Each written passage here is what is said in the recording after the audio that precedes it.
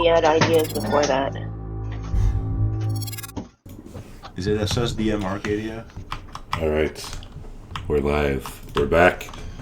Good morning. It's the 8th of June. It's 8:31 a.m. and we're playing some D&D after a few weeks off. We are in session 12 after the Odyssey, titled "A New Pantheon Arises." I don't remember what the hell happened the last 3 weeks, so let's do a recap to remind me if Arcadia is awake. Good morning, everyone. This is a time for great celebration because finally I am on the same time zone as, at least in Gorgio, where I am streaming live to you from Tulsa, Oklahoma, where it is currently the glorious hour of 8:31 in the morning instead of 6:31. So, our last session, which happened on May the 18th, our person who plays Demetrius was playing Tascalin. And we begin the session on our 12th day reunited. And I'll remind you that I'll just kind of give you a recap of just what we've been doing is when we were brought back after 7 years after defeating Kentamane and Sidon, Gravik sent us, or somebody sent us these terrible nightmares, and we all reunited at the Sour Vintage Tavern, which is where we first met. And at the end of that evening, five people that we knew, four of whom were close to us, were all brutally murdered, Blood Eagle style, by Gravik, which set us on this quest to defeat him. And along the way, we met a young sorcerer named Tascalin, who was brought to the Sour Vintage by a person named Echo, who told him that one of the dragons, one of the siblings of the five gods, had discovered how to make mortals into gods, and basically sent us on a quest to find the components for the 9th level abjuration spell of theogenesis. And the three things we needed to collect were the caduceus, which we got from a den of vampires, the Vampire King, the ambrosia, which we got from a Minotaur warlord, and finally the Promethean fire, which we just acquired at the bottom of the ocean in the sunken city by fighting not only, basically three things. And we are in the middle of the battle of the third thing. So what happened was we had to fight Scylla, which was a monster guarding what we thought was going to be the Promethean fire. And then we went down into a cavern, discovered a statue, touched it, and it turned out to be a god, a dark angel named Pharaohs.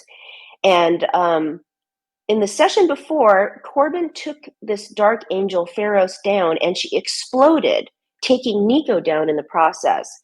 Then rising from the ashes is what looks like a creature on fire, which is her reborn. And the water around her is getting warm. And Demetrius uses his divine sense and is almost blinded by the celestial energy that she is giving off, which is different than in her previous incarnation. It was fiend. So Corbin yells at her, "We have freed you." And she turns her gaze down towards him. She opens her mouth and appears to be screaming, but we don't hear anything. She has no tongue. During our 12 rounds of battle, and that is just with this third creature, we had a short rest after Scylla, and now we are in the middle of this long battle. We discovered that Pharaohs Reborn has the following stats for you D&D nerds out there. She has a 25 armor class, a plus 15 to hit, and all of her damage is magical plus whatever I tell you next.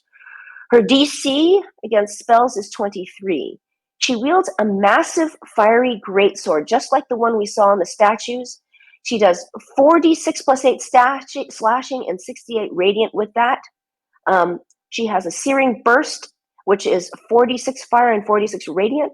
She has a banishing smite, which adds 5d10 force. She uses her wings as razors, which add 4d6 plus 8 slashing. She has an energy whip, which is a ranged weapon, which is 8d8 plus 6 radiant. She deals damage when we attack her. There is an automatic rebuke of a fire aura, which is either 2d6 or 3d6 of fire.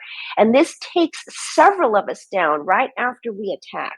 And her largest damage during the battle from a crit was 150 hit points against Corbin. And during our battle, we find that she is immune to crits.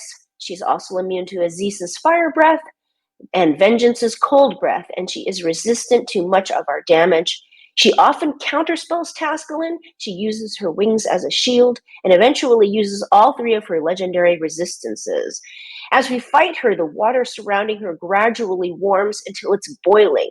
So by the end of our battle, the resistance we had to fire because of being in water eventually becomes a vulnerability to it. As we fight, the sun crown that Corbin discarded, that was one of the many gifts that the sunken city gods gave us that turned on us, it is still glowing, and he threw it off of his head because it started to hurt him. It occasionally explodes, and it wounds or takes down those in its area.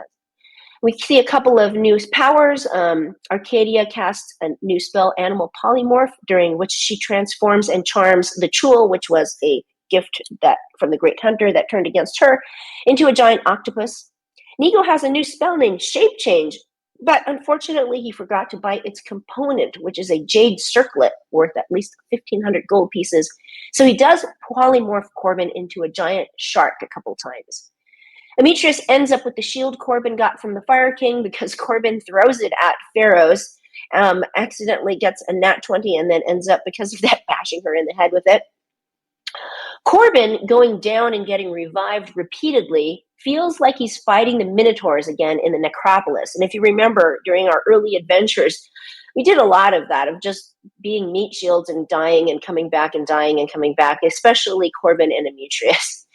Finally, at the end of the battle, Nico wild shapes into a water elemental and takes Pharos down. And as he punches her lights out, though, she disappears. And the only outside intervention we had during this battle was a crit from Baron Brogar and a potion of healing from Nyla Grey. And here's some more stats, D&D nerds. At the end of our battle, Demetrius went down 5 times, and he was left with 7 hit points. Arcadia went down twice and was left with 2 hit points. Estrella went down 3 times and was down at the end of the battle. Aziz went down twice and was down at the end of the battle. Corbin went down 7 times and was left with 13 hit points, and that's only because he got fed a potion of healing right before we ended. Nico never went down and was left with 12 hit points right before he wild-shaped into a water elemental. Nyx went down once and stayed down. Tascalin went down once and was left with 2 hit points. Vengeance went down twice and was left with 1 hit point only, thanks to a nat 20 on her death save. So at the end of the battle, the water has cooled off. Tascalin casts Wish to cast Mass Cure Wounds on us, and we look around and don't find anything. But when Nico drops his wild shape, we see a fiery spear in his hand. The 8 gods we met earlier appear all around us. We have freed them from Pharos' evil influence. The gifts they gave us that turned on us were in line with Pharos, and the gods were under an oath not to say anything or talk about her. And we find that Pharos was pretty much Lucifer, like a fallen angel. The gods were bored and followed her to the sunken city, lured by the promise they would be able to rule down there as gods and goddesses. They now plan to leave Thylea. When Demetrius presses them for a reward for saving them, they tell us it is the Promethean fire and our lives, as we are greatly weakened, as I said before, and they could easily kill us. They all look around, and one by one they all disappear. Right before the Moon Maiden leaves, Tascalin yells, "Wait, what about my kid?" "Once you get to my level, boy, seek me out." The last one to go is the Trickster. Right as he leaves, "I tried to tell ya." And Corbin yells out, "Doc, Doc, who's there?" "Ash! Ash who?" His voice fades away as he disappears. "Bless you!" We decide to stay here and rest, hoping it might be safer. We are afraid Gravik might have spies aboard the Ultros. We decide to go a step further and hide on another plane. Nico doesn't have the item needed to cast Plane Shift, so Tascalin will cast Wish to gain the Plane Shift spell. Theogenesis is a 9th level spell, and Tascalin can only cast it once a day, so it will take 6 days total to go to a new plane and cast Theogenesis on each of us. Nico ritually casts Water Breathing on us again. We take a long rest, and we level up to 19. We end the session on our 13th day reunited, and unless things have changed, when we resume, Tascalin will have cast Plane Shift to bring us to another plane. We will have set up a super careful watch, and we will have taken another long rest so we can start with him casting Theogenesis. it will be our 14th day reunited. Fuck yeah! Very nice. Yeah. So we're in the happy place. There's beer flowing. You know, buxom lady, good-looking men running around. No goats. There's a midget on a tricycle. So, what do we want to do? You see, the first thing you see is that Arcadia is really very somber, and she is kind of stays to herself. So, like normal. Yeah, but more less surly and more just somber. Well, I would gather the party together, and I would ask Tasklin what is precisely needed for the spell. Give us the details. He's not even on the bloody table. Yeah, I just noticed that myself. Fucking scaff. Yeah. 1 second, I'm just loading the table up. Too busy playing with the goats. Distracted by the happy place. Right? The happy place music. Well, now we have to wait. Well, while we are waiting for Scott to get on, Ametrius, his real character, his real person, ended up going to Greece for like 2 weeks. How was that? That was quite fun. We had great weather, and I spent a lot of time driving around in ATV in the mountains. That was a lot of fun. Went to Turkey as well for a Nice. day. Nice.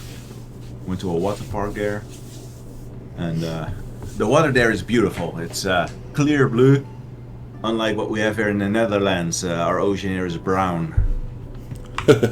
So yeah, I had a good time. Nice. And there's a lot of goats, which really made me laugh. Yeah, it made me really think of Thalia, because there's herds of goats and sheep everywhere, and they are actually owned by the people there. They have one of them always has like a bell on, but they're just allowed to roam freely. And I guess when it's time, they get milked and turned into goat cheese or eaten. Nice. So Arcadia would love it there. That's okay. Arcadia is experiencing a proliferation of goats at work for no good reason. Now that's funny. Like, even before your people knew like about the goats here, they like that's freaking hilarious. Is it because Not to mention, there's a what? Is it because one of the characters in Wicked is a goat? It could be. It could be. I mean, that doesn't help. But they didn't have to give me a goat. Yeah, but it screams and it's hilarious. Yeah, it is pretty funny. And he has to travel with you everywhere. All right, Scath is Yep. here. Scath is here. Alright. I'll need at least 10,000 gold pieces and what we've collected, the components that we've collected, in an hour to cast the spell. 10,000 gold pieces. I don't know if we all have 10,000 gold pieces. Can it be items worth the same amount?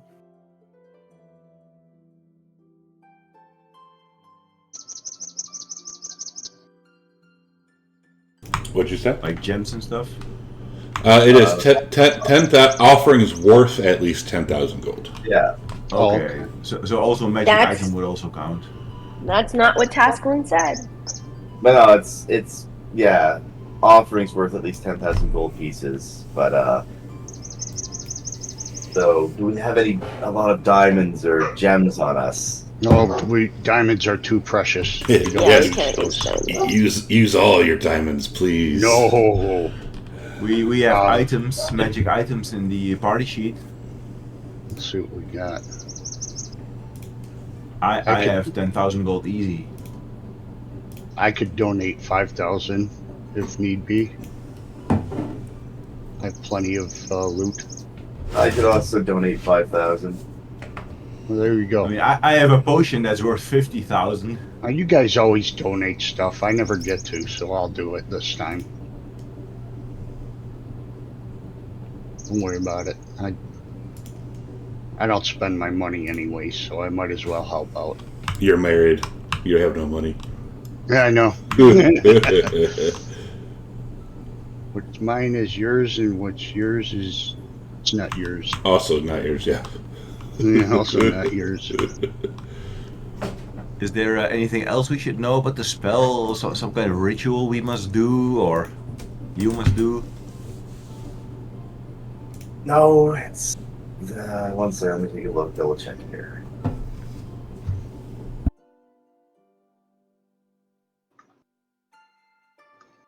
All right. Well, there's 5,000 deducted. No, no need to deduct it yet, Nico. Don't Just wait a bit. it. Oh, all Yeah, right. just wait until we Okay. eliminate it. I think As- each as- of us can conjure 10k. As Tascalin is standing there, looking like studying his book, I guess, Arcadia would lean over to Nico and ask him if he wouldn't mind if he could lend her the 100 gold pieces, diamond dust worth 100 gold pieces.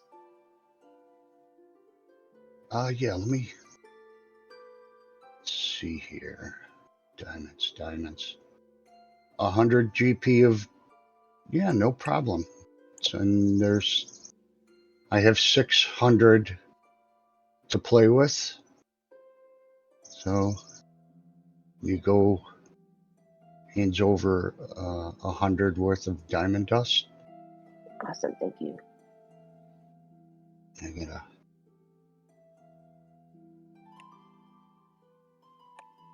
So I'll just put that in my inventory.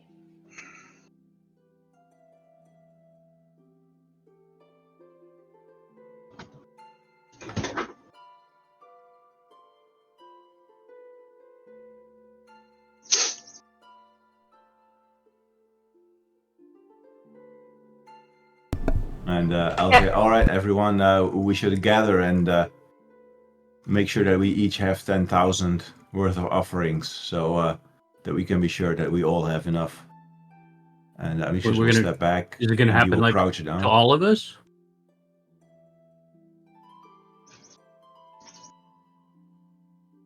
Yeah, can you cast all of us at once, or do you need cast us one by one? It's a good question. It needs to be one at a time, unfortunately.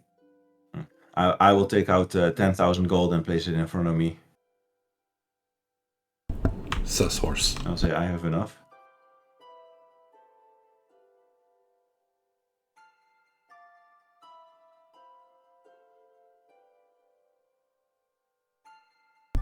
I'll say, well, guys, take out your offerings. Let's have a look. If someone doesn't have enough, I can borrow them some. Yeah. Pascalin will put his 5,000 gold on the ground.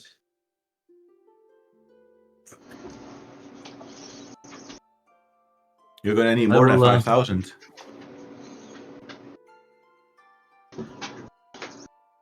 I'll put 5,000 gold on the ground and actually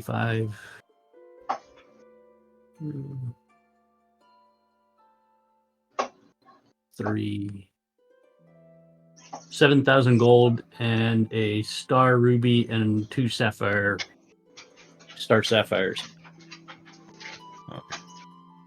We also That's have a good one. did everybody take everything they want out of the party sheet? No, Like, there's still some like- good. Well, I think I took everything I wanted out of it, but there's still some valuable stuff in there. Yeah, there's Right. still like 9,000 gold in there. Well, I got Staff of the White Necromancer. I think, the only person who can use it is Tascalin, but if he doesn't want it, I mean, that's like some serious shit, and it's probably worth like 50,000. I mean, something like that. It seems really expensive. If you look at see what it does. And also that Grave Ward armor. Does anybody want that? Oh, cost 5 gold pieces. What the fuck? Yeah. Interesting. How I much don't know about would that staff suffice in Gorgio? Can we determine that? You have no idea because you haven't ran anything on it. Oh, we identified it, right? Yeah, but you don't like. You know, it's very rare, but you don't know the price cost. 'Cause you've never seen one outside of when you got it, so you have no idea how much they actually cost. Well, at least we know the star okay, but rubies. the cost is like something that people just make up on the spot anyway, right? Technically. True. Is there like some empirical way for a mage to there's not. determine? There's No? Nope. I know how much it's worth, but yeah, like you wouldn't know.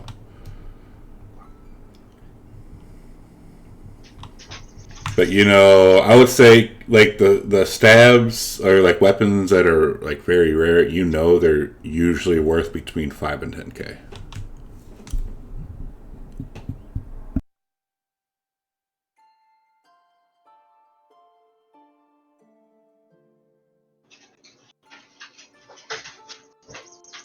Yeah, let's each take another one as well.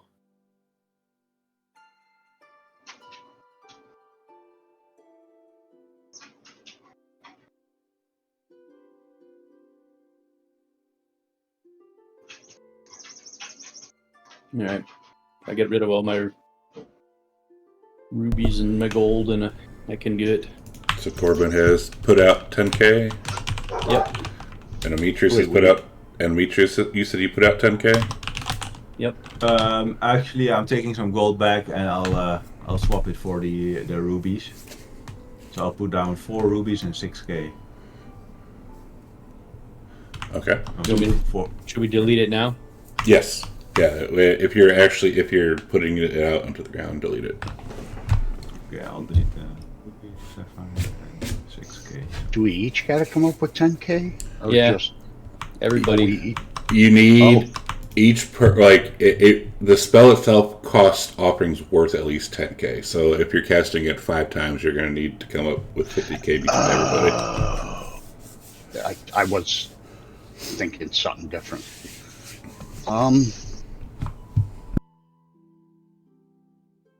Okay, so Nico is going to.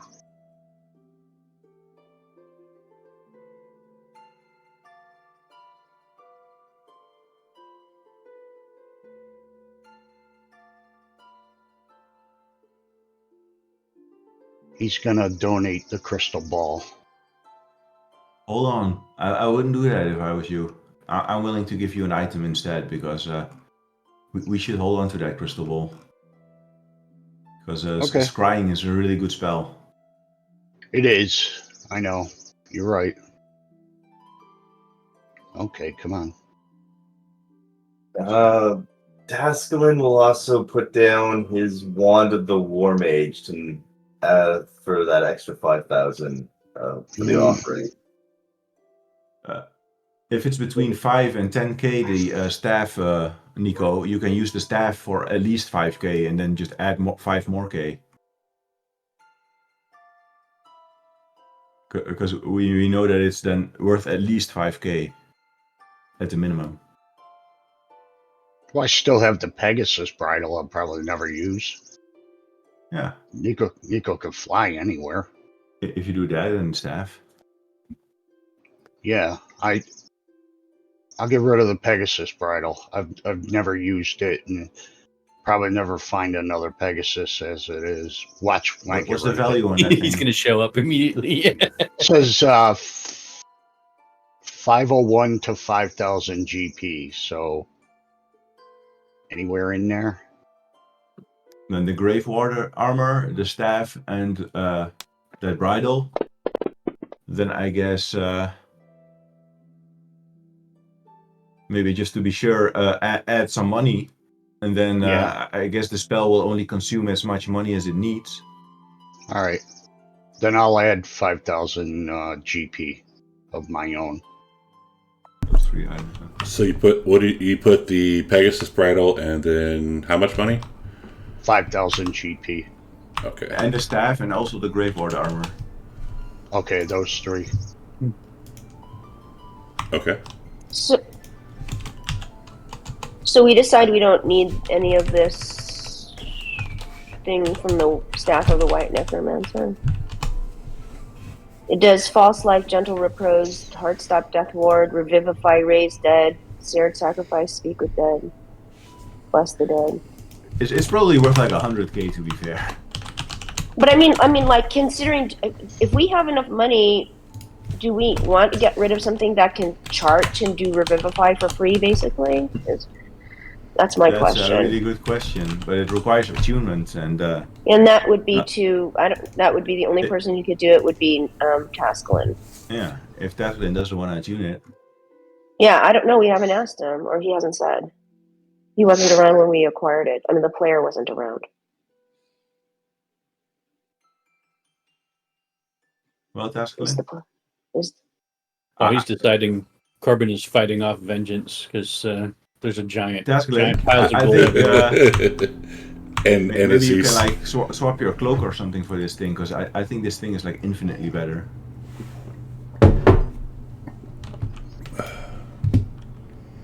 Hello. Sky. He's back to sleep. He went back to sleep. No, I'm just checking something out. Anyone who hasn't chosen alignment yet should probably do that right now. Not like you. Yeah. Wait, we need alignment? Yeah. Well, for the staff to work, yes. I'm choosing. Yeah, I neglected to add an alignment, but I think I'll do lawful neutral because I think that's probably closer to Tasklin's actual alignment. It just has to be non-evil. I was imagining No, you weren't it evil. can be evil, but you like. Here, I'll read this. We're talking about the staff. Now we're talking about two different things. What's up, Rogar? We're wanting Thank to know you for if the you want gift to sub, my attune to the friend. staff of the White Necromancer. That's actually a pretty decent thing, and I'm throwing down my wand of the War Mage, so I probably will take that now since I have an extra friggin' slot for alignments. Yeah, it's amazing. You can literally cast Revivify without using. But I'm going to explain the other little bits about the spell, and I'll just say that it's Tasklin explaining it. But the target shares at least one alignment axis with the greater god. With the greater god, gives a plus 20% to the spell being working. The target has the exact same alignment as the greater god, an extra 20%. The target has faithfully worshipped a god in the same pantheon for at least a year, plus 20%. The target has faithfully worshipped the greater god for at least a year, plus 30%. So I think everyone except Demetrius, because I think all the gods here are dead currently, or depowered. The only god that still kind of exists is Demetrius's god, and Demetrius is the only one who's worshipped it for probably a year, so he's got the highest chance of this spell actually going off and working on him. I think it's been like 10 years for him now, actually. But yeah, it's been quite a while. So Kentamane, I guess Arcadia would be the next one that's close enough, but Kentamane is kind of dead or depowered right now.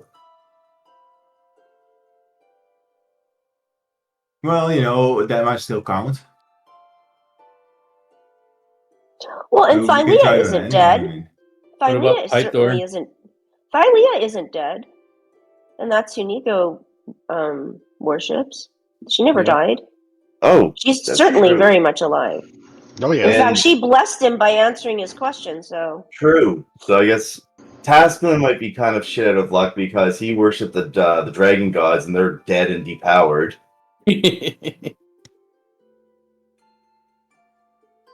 Well, you can just maybe choose Bahamut, I guess. Or Tasklin doesn't even know about Bahamut, and he would have to have worshipped him for a year to get an extra 50%. can you imagine? I'm going to change my. What about the Oracle? Worshipping. Does the Oracle count? One thing, Tasklin would know of Bahamut because the entire city saw him fight Kentamane, so he would have 100% been told about Bahamut. That's Yeah, but okay. this is That's like true. someone's on their deathbed deciding to believe in God 2 seconds before they Well, expire. you don't even have to worship the god for a spell to succeed, so you can literally ask any god you want. You just have a lower chance. Yeah. Well, you won't get you'll be down by 50%. You only have a 40% chance of the spell working if you haven't worshipped a particular god for at least a year. What gods are there to choose from? Phantom dice being rolled because I love rolling phantom dice to mess with people. A lot of the gods in the current setting are dead. You would have to probably worship either some other god in this pantheons. So I know They- so. I know The Oracle so. I know someone y'all could worship. god? Sam. grab it. Starts with a G. Starts with a G. Well, But, I think I'll- personally, gods being dead or alive is always like a tricky thing. So even dead gods seem to still play some role at times, and Right, we got I'm that not dream sure- from maybe Lutheria, so who knows? would this spell really like? I mean, wouldn't it work with the 5 gods? I mean, they've been like advertised since the beginning as being the gods, and like you're encouraged to worship them. So maybe that would still work somehow. Well, or if we already have some of that divine magic in us with the orbs that we picked up.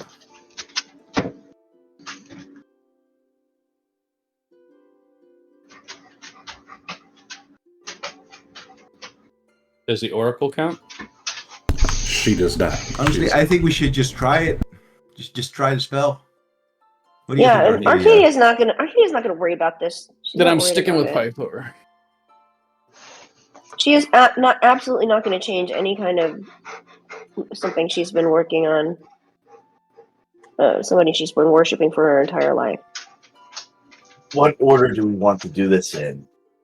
If I go first, perhaps I'll be able to cast the spell more than just once if I'm empowered. I know we randomly do it. What do you think, Arcadia?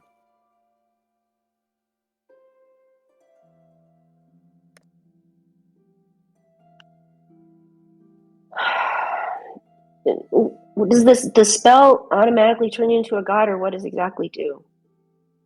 Let's double check. The Theogenesis is a powerful spell that you use to place the divine spark into a mortal creature, unlocking the potential to ascend to godhood.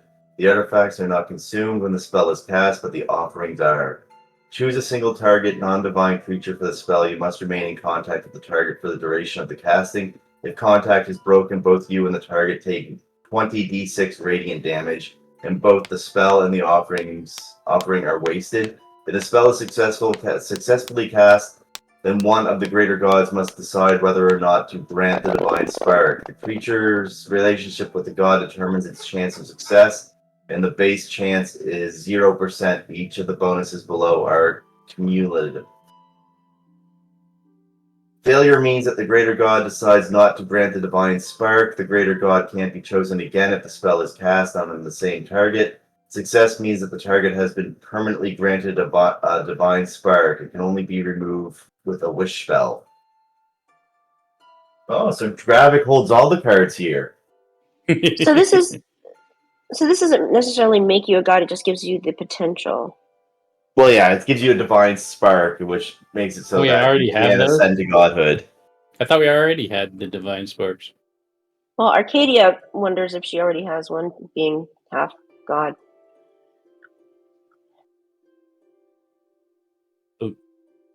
But remember, it's Ingorgio's rules too on this. He might just grant godhood, or he might give us the potential to have an apotheosis.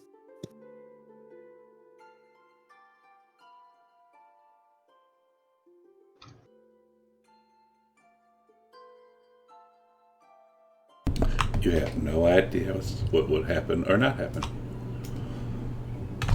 Time is I say we roll for it and just start casting it. Who won? You want to play rock, paper, scissors for a decision like this? Yeah. It's not a decision, it's just who goes first. I mean, since it doesn't really necessarily change it, unless it could, I suppose it could change something instantaneously. Actually, you should probably not go first, because if Wish could remove it, then you might be the one to save us. Yeah, it's true. Yes, but I won't be able to save you until a day later. Well, it's better not That's being what able to do it gentle at all. repose is for. Yeah. That's what that staff is for. Mm-hmm. True. But I'll be hit with that rebound too, if the spell doesn't go well. Well, I suppose. Yeah, right. If the spell doesn't go well, it could happen. Something terrible could happen. I say we roll for it. Is everyone fine with drawing lots then? And Tascoon's gonna look over the group. Arcadia's volunteers to go last. She's fine with that.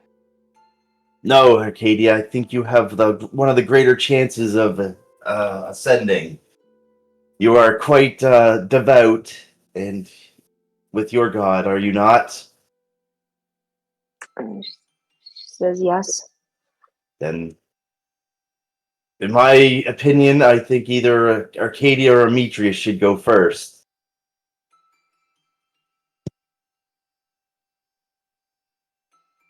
And then Arcadia would say, well, I think in terms of being able to protect the party or also having resistance to more things, I would suggest Demetrius then.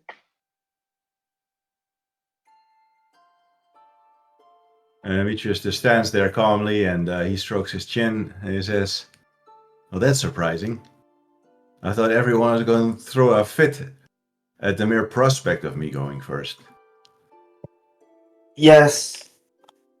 Oh yeah, I'm just gonna point it out that nobody knows that the wish spell can undo it. He did. Tasman did not mention that. I figured he wouldn't, but I love that last. I love that last sentence. I'm just saying. I'm just throwing that out there that I love that last sentence in that spell. Gravik's going to know wish. We all know that. Yeah, but remember, if you remove it with the wish spell, that's not casting a level 8 spell, so you will have a 30% chance to never use it again.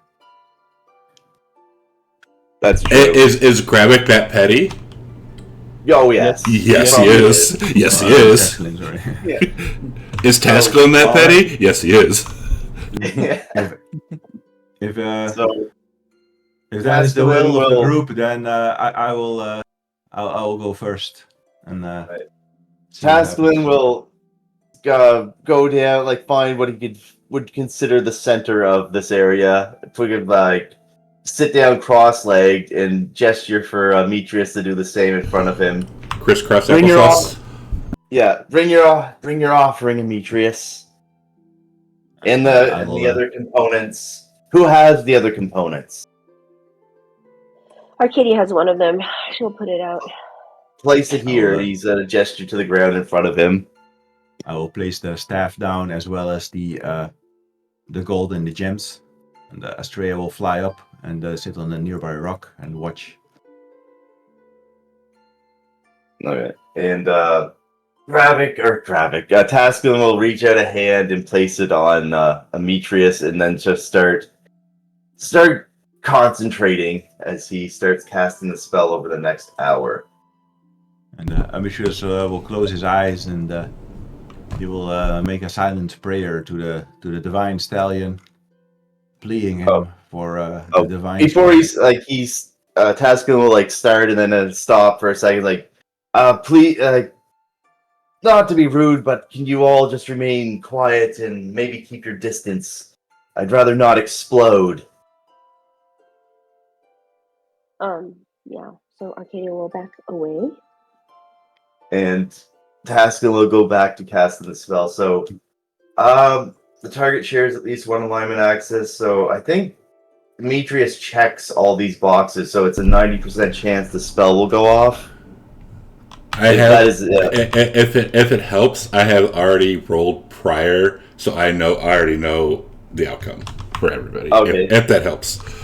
Okay, so what happens after the 1 hour mark? All right, so after that hour goes off, say like some like as you're touching Demetrius and you're casting the spell, like you see the rest of the party kind of sees like some like bright light start to envelop Demetrius, and then at the very end of the spell, it dissipates. It goes away. Does it seem to go into him?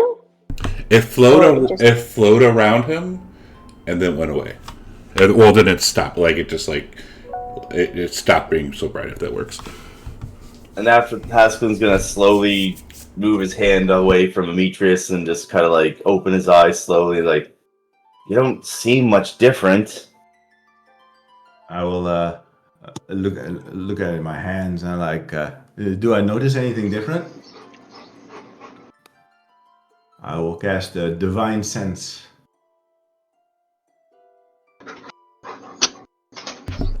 And you do not feel any different, and does not that light, that energy that you've had, does not seem to be any brighter or dimmer. Okay. It says, I don't know if it worked or not. I don't feel any different. And is the offerings, are they gone? The money and all the offerings are gone except for the divine artifacts. This is the first time I've cast this spell. I don't know how it's...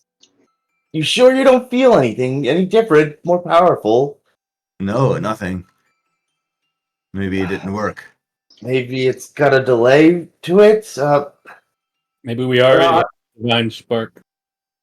Well, I need to rest then, but before I can cast the spell again...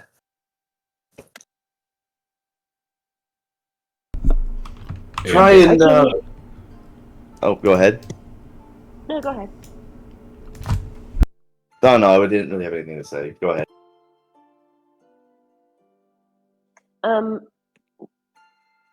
While you're resting, Arcadia would have pulled Nico and Corbin aside and said,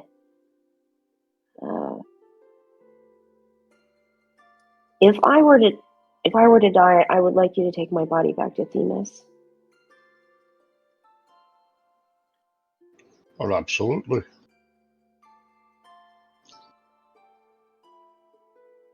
They will recognize you and let you approach, I think. Thank you.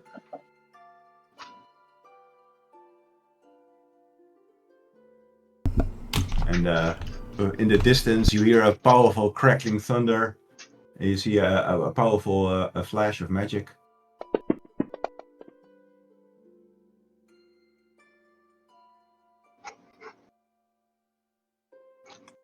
Is that something new that we've never seen Demetrius do? No. Or we saw him do that in the vampire thing, right? Against the vampires. Or would we think this is some new power he just acquired from this spell?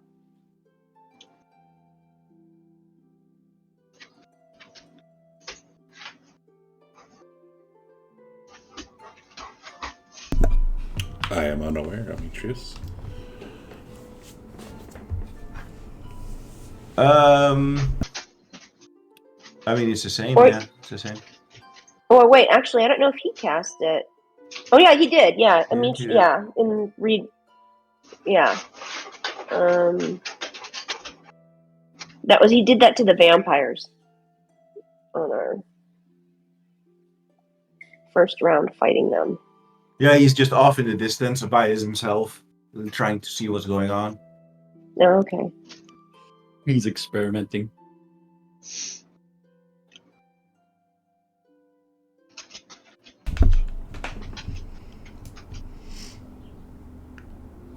All right. Well.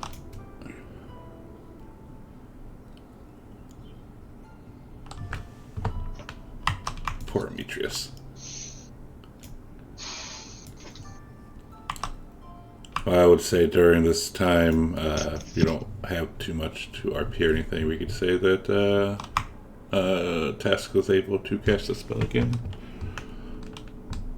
he will suggest casting it on Arcadia this time.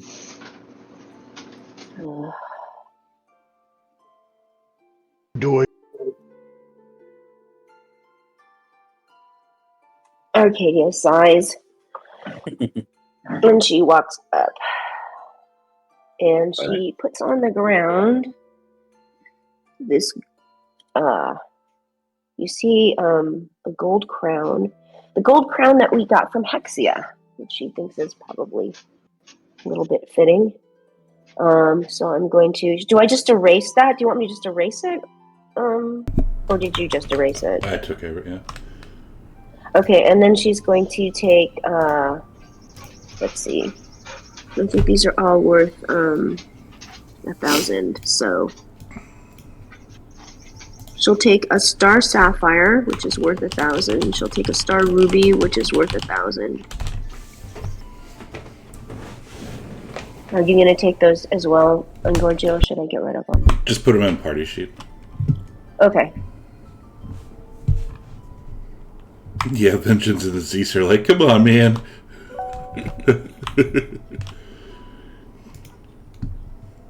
And before she begins the ritual, Amicis will cast Divine Sense on her. Alright, make cool. a, And then... mental note of exactly how much he feels from her. Okay. Right. And the 5,000 silver pieces is worth 500 gold, yes? Yes. So I'm going to take away 5,000 silver pieces. So that, and then she puts 5,000 silver pieces on the ground along with that. So that should be everything. And the dragons are visibly struggling. And she sits down and takes a deep breath. Okay.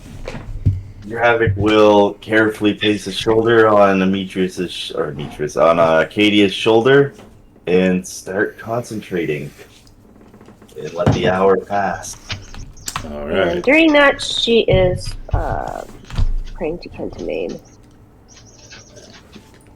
So, as everyone is watching this, you see the same light that was going over Amitrius come out of grab Tascalin's hand, enveloping Arcadia. There's this nice light, and then you start to see it turn black,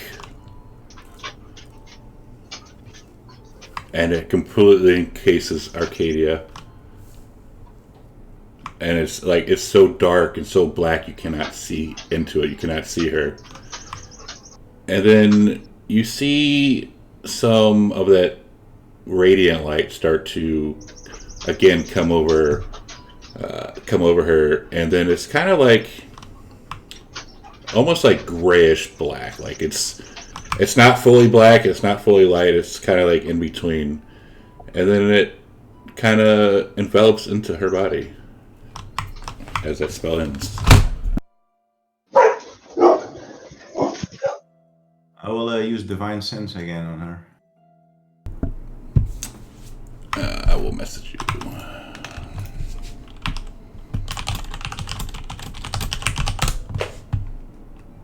Tascalin had his eyes closed this entire time, so he didn't see the light change to black and then to gray.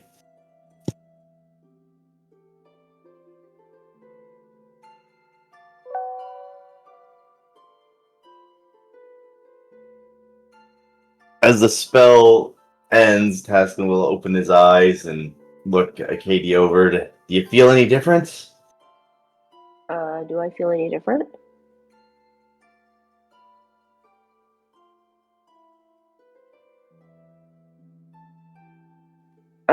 She says I feel the same. Huh. This isn't quite what I was expecting. I don't think the spell is failing. Well, we haven't exploded, so that's a good sign, right? That is indeed a good sign, but this is kind of underwhelming. I was expecting more, I don't know, fanfare, maybe the heavens opening up, and I think we are wasting our resources here. I think Tasklin is the only one that can benefit from this magic. I don't. There's nothing in the book that says that. It says like the spell can be cast on others. Yes, but I believe we already have a divine spark in us. Tashklan doesn't have one? No. You want me the next attempt to be on Yeah. myself? It doesn't Sure. do anything on the others, as far as I can determine. Oh. Very well. Rest and the next cast will be on myself. All right. Arcadia will go to Arminius. It's like, do you think it's because of the dragons, or just our adventures that we have a divine spark? I mean, I figured I have a pretty good chance because of Python. I believe the divine stallion placed a divine spark in me long ago. That is where I got my powers from to begin with. So did anyone tell Arcadia and Tasklin what happened with her? And I'll say it now. And I did see something strange happen to you, but you still come off the same as before, the exact same. But I did not want to say this in front of the others, and he'll lower his voice. But I believe you got infected with some dark magic.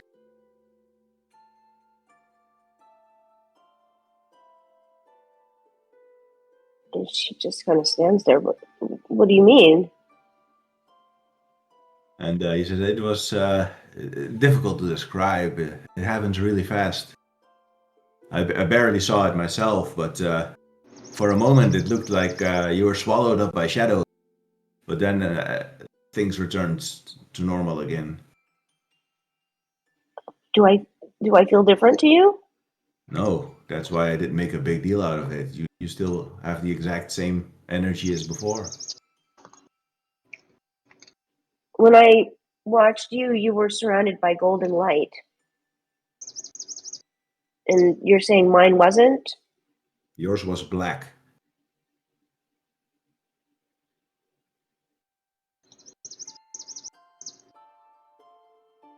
Like completely black?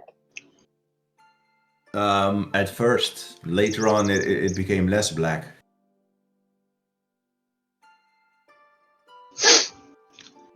Was it golden at all? No. It went from black to gray.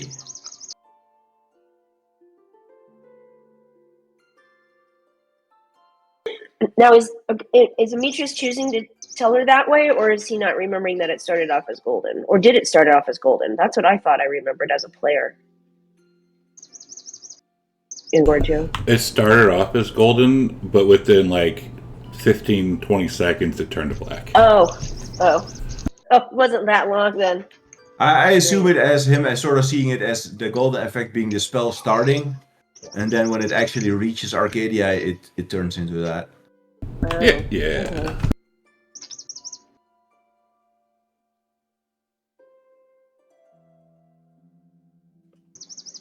She looks very shaken by that.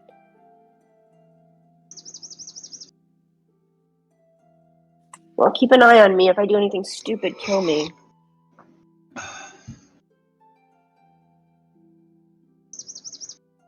She says, and she's only Kind half of joking. savage. Yeah, don't worry She's only about half joking when she said. it. I'll keep an eye out.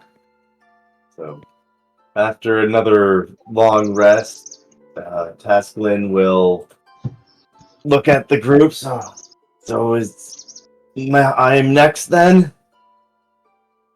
Indeed. Very well. Tasklin will sit back down, cross his legs, and place his offerings in front of himself, and cross his arms, making sure that he's touching himself, and start concentrating on the spell for the next. What Get your head out of the gutter, Arcadia. What offerings are you putting in? He's putting the wand of the War Mage and the 5,000 gold that he has. And that's it? That should equal about 10,000. No, that's all I was asking. Alright. So you put the wand and 5k into the little pile, and you are unable to cast that spell. Before he does that, Amitrius will run up to him and say, Taskelin, wait. And you will say, are you certain that that's the value of the wand? Have you had it appraised? It's worth at least 5,000. But how do you know that? Well, I guess I am just estimating. Do you have more than the 5,000 gold you put on the pile? All I have maybe is 5,000 silver pieces. Not enough in gold. I will also put down 5,000 silver pieces. You put yours. Okay. I will deduct the 5,000 silver pieces. Just to be sure, if there's money left, we can. I'll take it back. Okay. So as you go to cast the spell does not go off, and all the items and offerings are still there. I guess But twice the 5,000 silver pieces. How much would that be in gold?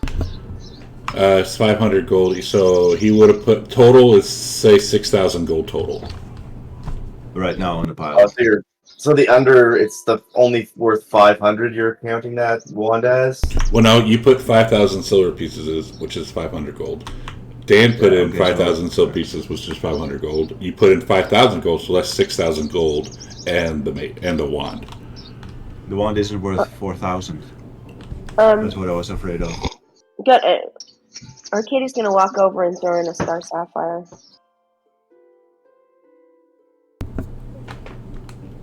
How much does she put in? A star sapphire that's worth 1,000. Let's see if that changes it. Let me see. Anyone else got 3,000? Or at least 2,000, I guess? 2,000 what? Gold? Or an item worth it? I got 10,000 silver pieces. How much is that? 1,000 That's gold. worth 1,000 gold.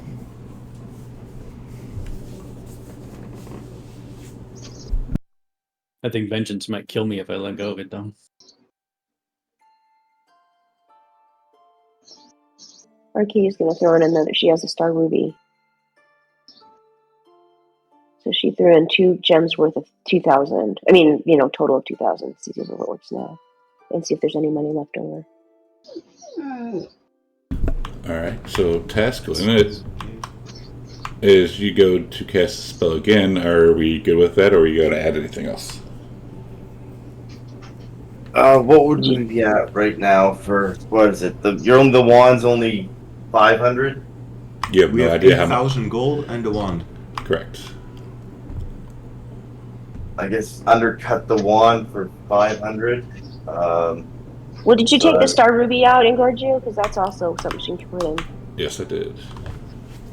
Oh no, I didn't take the star Starting ruby. my I haven't deleted the star ruby yet. Oh, okay, good. Are we taking my 10,000 silver pieces? Are you adding it in there? I'll add the That's 10,000 another 1,000 silver gold. pieces. So that would be 9,000 gold in the wand. And I think Ingorgio's undercut it like bottom, like only that wand would only be worth 500. You have no idea how much that wand is. Actually. Well, let's assume it's worth 1,000. So with the silver from Corbin, we would have 9,000 gold and the wand. So let's try that. Okay. Taskelin will start trying to cast the spell again. All right, Demetrius, are you divine sensing or no? I will wait until after, because I already divine sensed him and he was just a human, right? Correct. So I will wait until the spell is after it's done before I divine sense him. All right. So Tasklin, as you go to touch yourself, and you're touching yourself very nicely, the midget on the bike even stops and is staring. The party, he's It's encased in bright, brilliant light for about 10 minutes. And then it dissipates for the rest of the time. And then I will divine sense him. Alright, 1 second. Oops.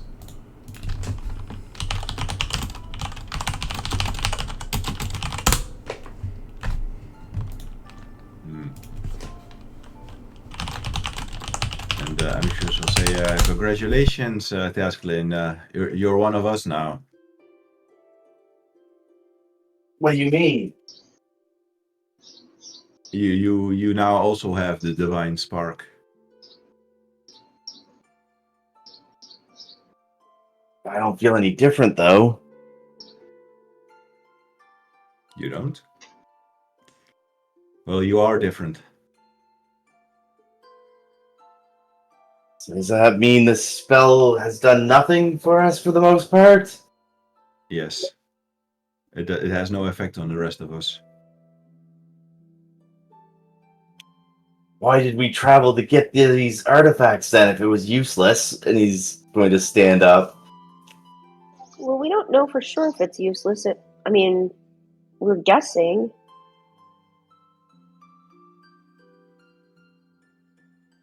And I will point out that the Star Ruby and Corbin's 1,000 silver pieces are still remaining.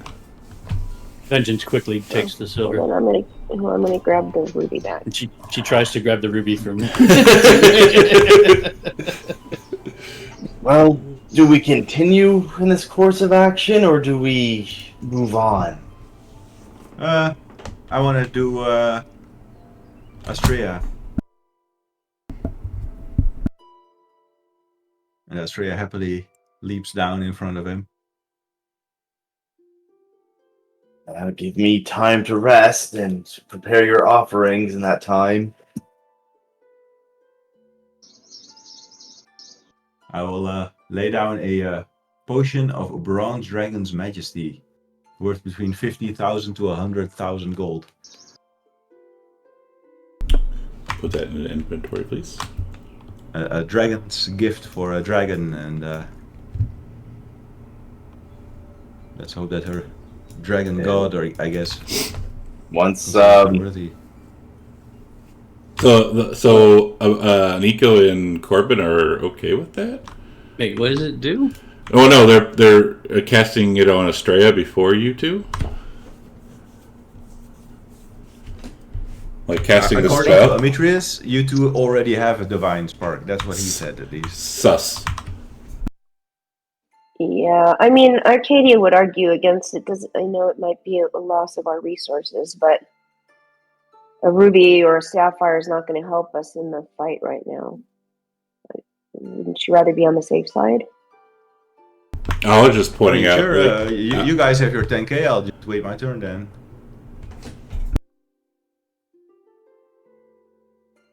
I mean, assuming they want to cast it at that, it's up to you.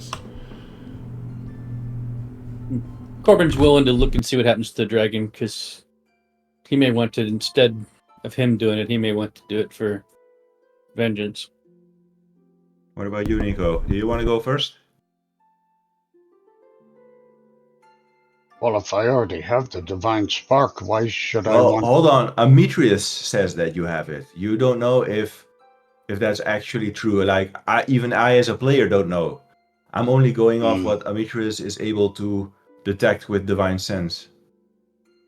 But considering that Taskalin turned from a human into someone that has the same aura as us, are we sure he knows how to use this spell?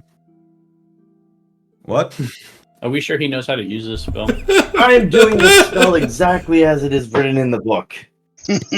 We've seen the effect. There is no way he can, I guess he could fake it, but I don't believe that. Because the resources were used up as well.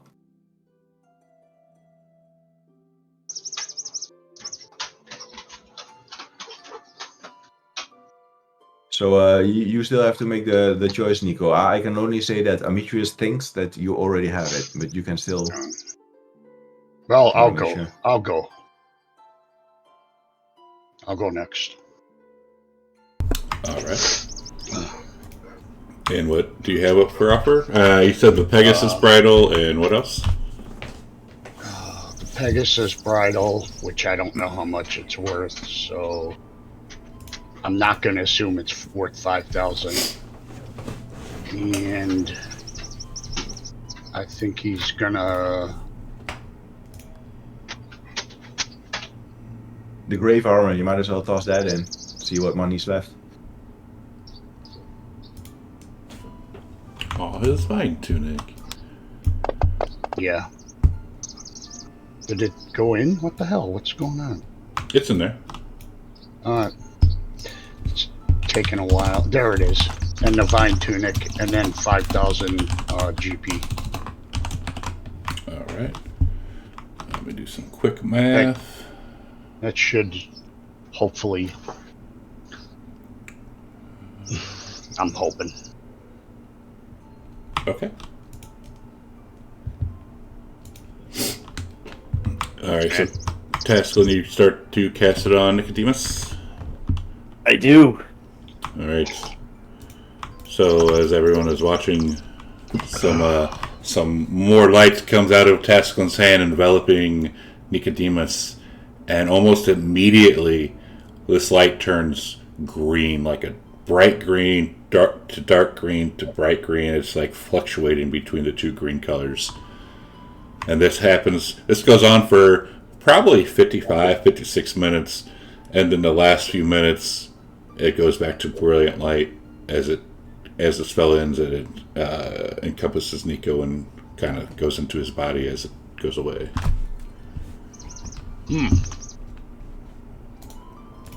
You feel any different?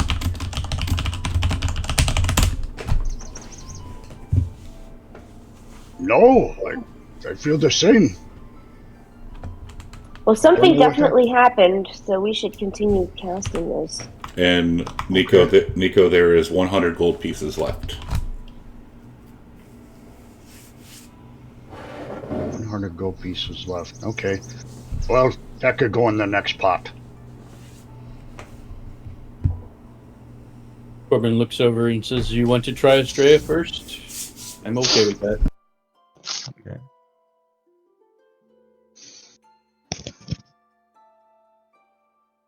Let me put the offering back in the party sheet.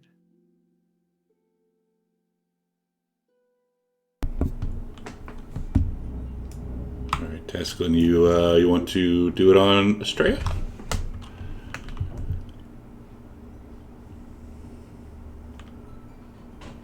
Yeah, he'll cast it on Estrella next once he's rested up.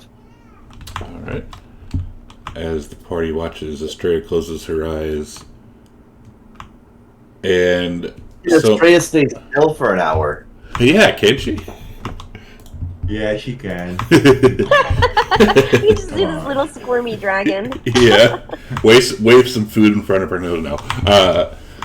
So as Taskin goes to cast a spell on her, some light comes out of his hand, starts to envelop Estrella, and then nothing happens for the rest of the time. All right. As This the then potion, afterwards- as the potion or the offering is used up, I will use Divine Sense on her. and she does not appear any different than what she was originally. And she will walk up to Amitrus and he will pass around and sorry, girl. You gotta be a little bit older, maybe. Well, All right. we might Corbin be able will- to try again in the future. Corbin will take his spot. And what does Corbin have on offer? He's got 7,000 gold and the 3 gems for the other 3,000. All right, put those gems in the party sheet, and then. I already deleted them. Oh, you already deleted. All right, then do you take the 7K out? Yeah, I already did that too. Cool. All right. As what's your name? Tasklin. As you cast it. I'm sorry, he plays in so many damn games, I can't get his name right sometimes. Go ahead. As Rinlai sits there with Yeah. his slimy skin, What the fuck am I supposed to be doing? His slimy, transparent skin. Sure to explode. Yeah. He'll cast the spell on Corbin. All right. As this spell starts to envelop Corbin, the bright light comes around him, envelops him, and then it turns a bright, deep red.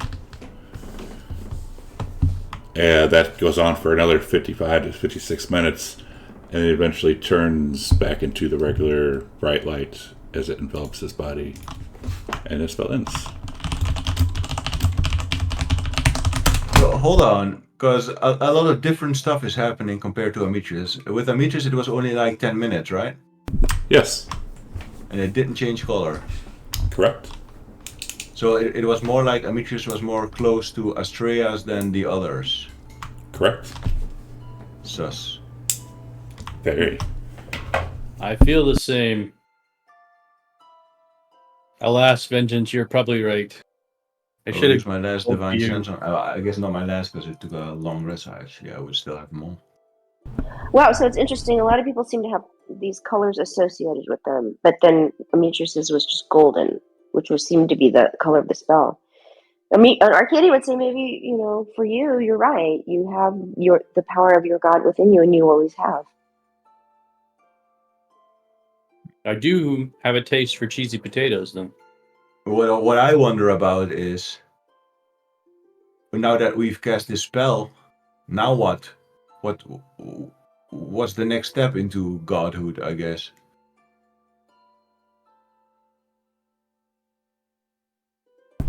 No idea. Tasklin, have you read Well, anything other than? obviously, we have to kill in their name now. Kidding. Hold on. Oh, well, maybe. I mean, a god has like worshippers, right? They need to be worshipped. Maybe that's how you become one. I can see Amitrius running around the plains. Worship me, or I will cut your head off. Honestly, out of all these characters, I think Amitrius would have time getting worshippers. I mean, you guys would probably have some moral quandary with that, but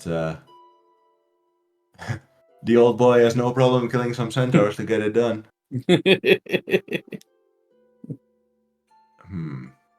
So, is there like further information on this spell? Like, what about the people in history that have cast it? Like, how do they ascend further? Do you have any information about this, Tasklin? I know. It's all the spell explained. That's all it should have been. There should have been. I figured we'd all just ascend. I don't know what's happening.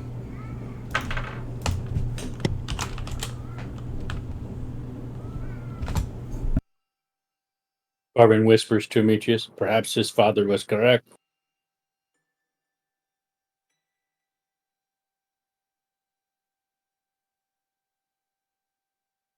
And as I'm you're quite certain that he cast the spell correctly. I mean, we all saw what happened, and we all saw him transform from a regular human into, well, a god. I guess. If you think about it, we've all been sensing like god creatures for the past 7 years. Yep. Wait, let me hold, guys, just for a second. Let me just get what we did, and so because I want to figure out what day. So it was Amitrius.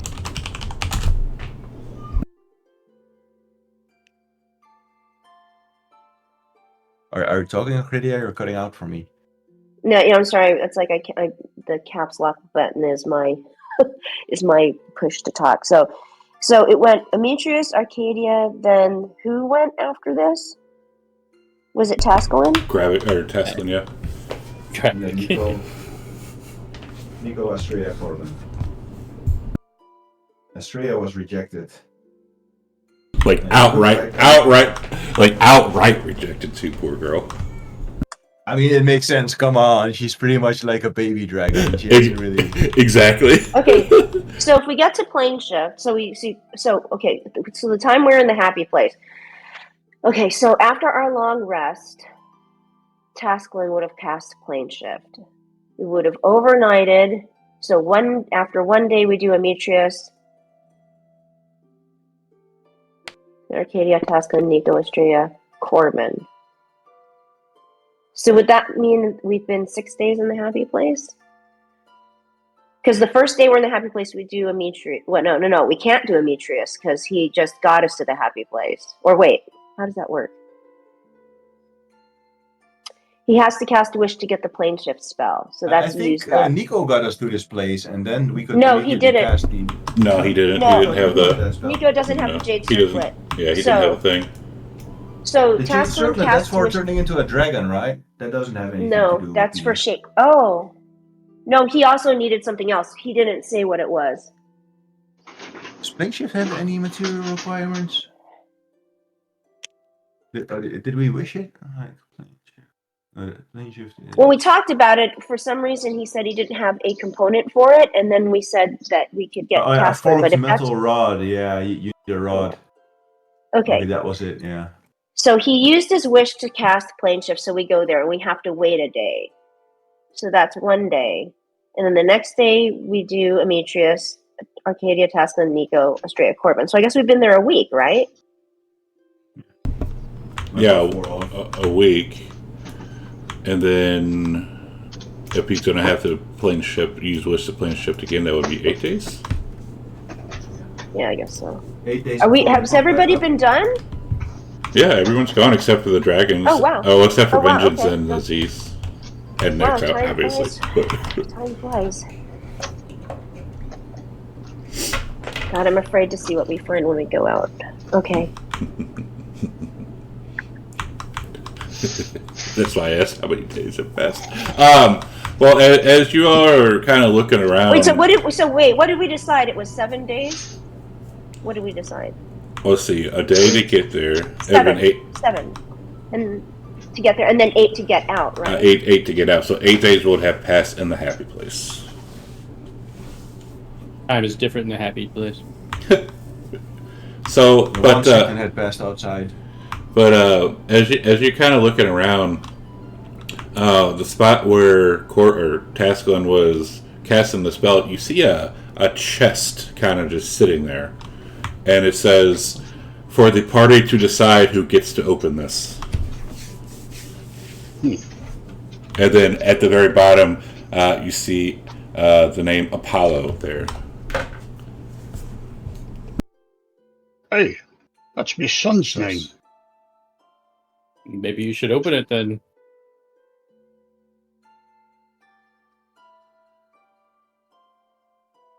Do you want me to check for traps, or? Well, yeah, do that, then if you don't mind, I'll open it, because that's...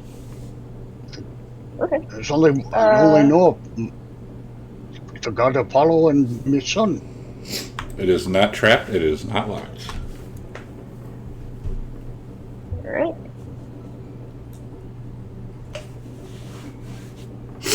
Go for it, Nico. Alright, so Nico goes to open it. All right, and inside on a velvet-looking cushion, you see a bottle, a potion bottle that looks like liquid gold, with a single red dragon scale suspended in it. Whoa. That the same potion that I just put away? You are gifted with a potion of Red Dragon's Majesty from Baron Brogar. Aw, nice!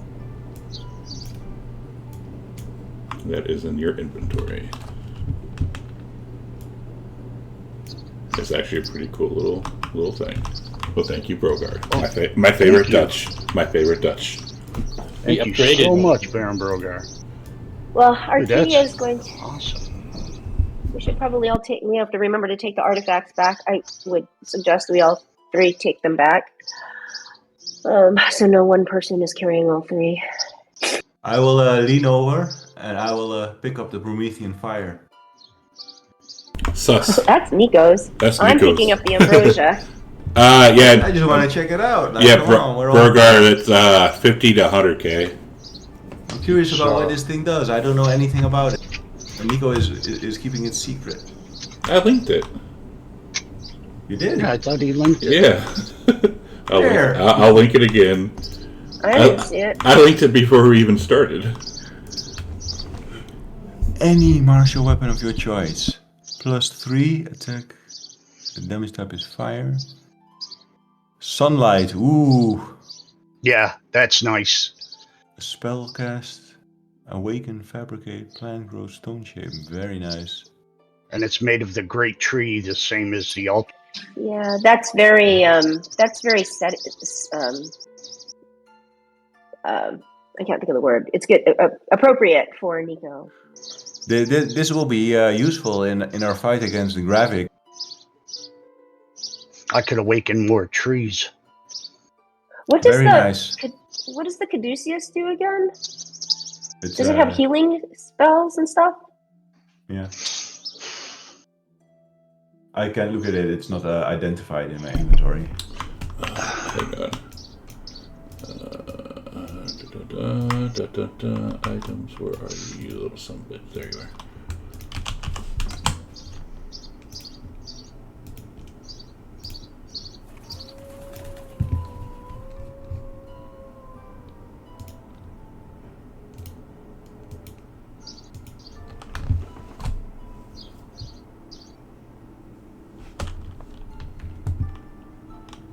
Can you share the ambrosia? Because you never did that either.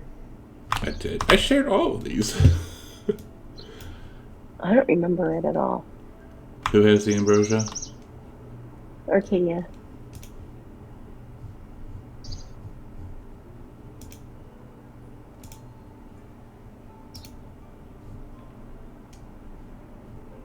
Oh wait, no, because you never. It kept telling you to drink from it, and you said no. So hell no, you don't get to know what it does.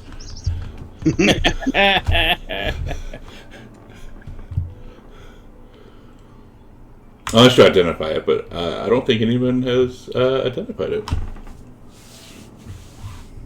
I did actually. Yeah, we can ask. Well, no, I would have asked. I didn't share the ambrosia because they never said they were doing it. Is he that kind of sorcerer? Does he have You to can always blow a identify? wish on it. But he doesn't. I mean, yeah, if you want to use wish here and waste another day, sure. Just remember, time passes. No, I don't want to waste the day trying to figure out what the ambrosia does. We pretty much know what it probably does, so I'm not going to do that. I'll say I can figure it out for you, Arcadia. What do you have identified? Do you drink from it? And I'll say, yeah. Give it to me, and I'll see what it does. No, she doesn't want to give it to you. What are you gonna do with it? The ambrosia I did not share. Hold on to it.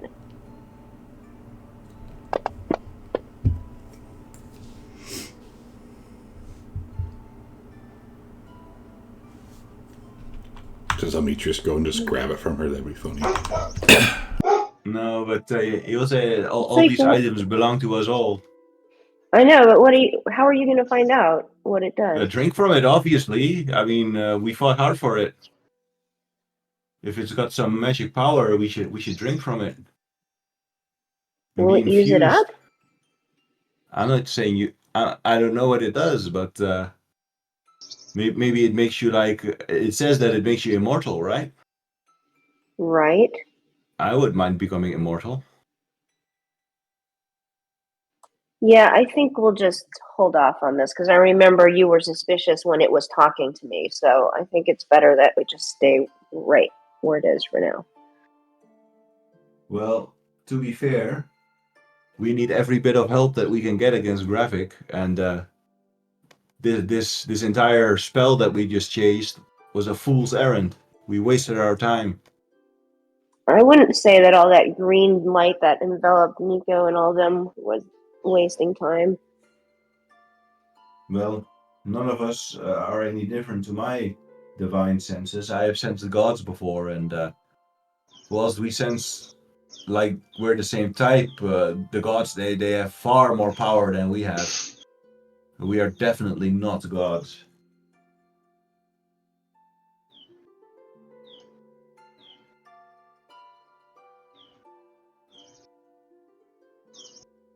So whether or not we have gotten this item and cast this spell, it doesn't seem to have changed anything for us.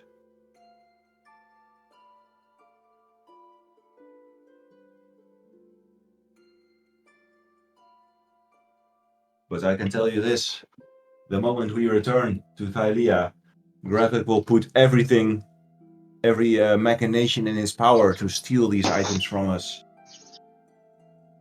Maybe we should destroy them. What? Because you guys can you use the caduceus? I mean, can you attune to it? Is it now something that we can use like a magic item? Yes.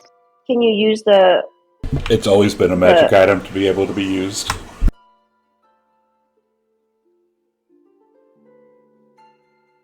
Last magic item we got blew up.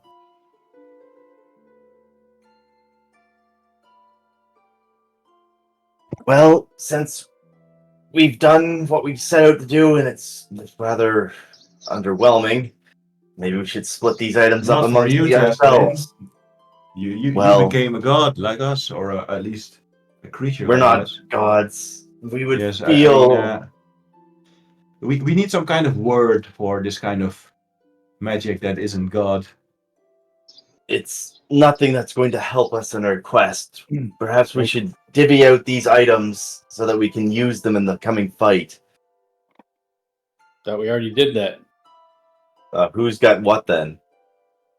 Demetrius picked up the spear, and Arcadia's got the ambrosia. Did somebody grab the caduceus?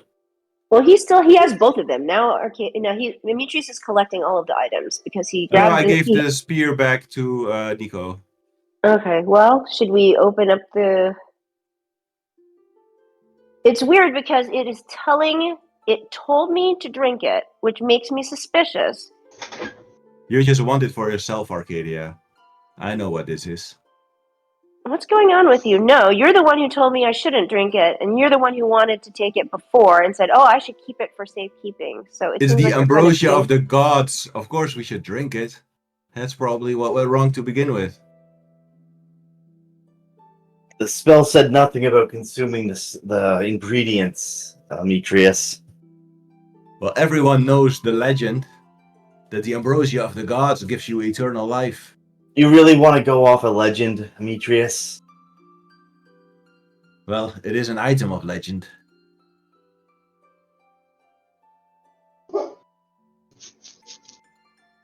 I think since Arcadia's carried it this long, if she wants to drink it, she should be the one to drink it. No, it doesn't belong to her. We all fought for it. Then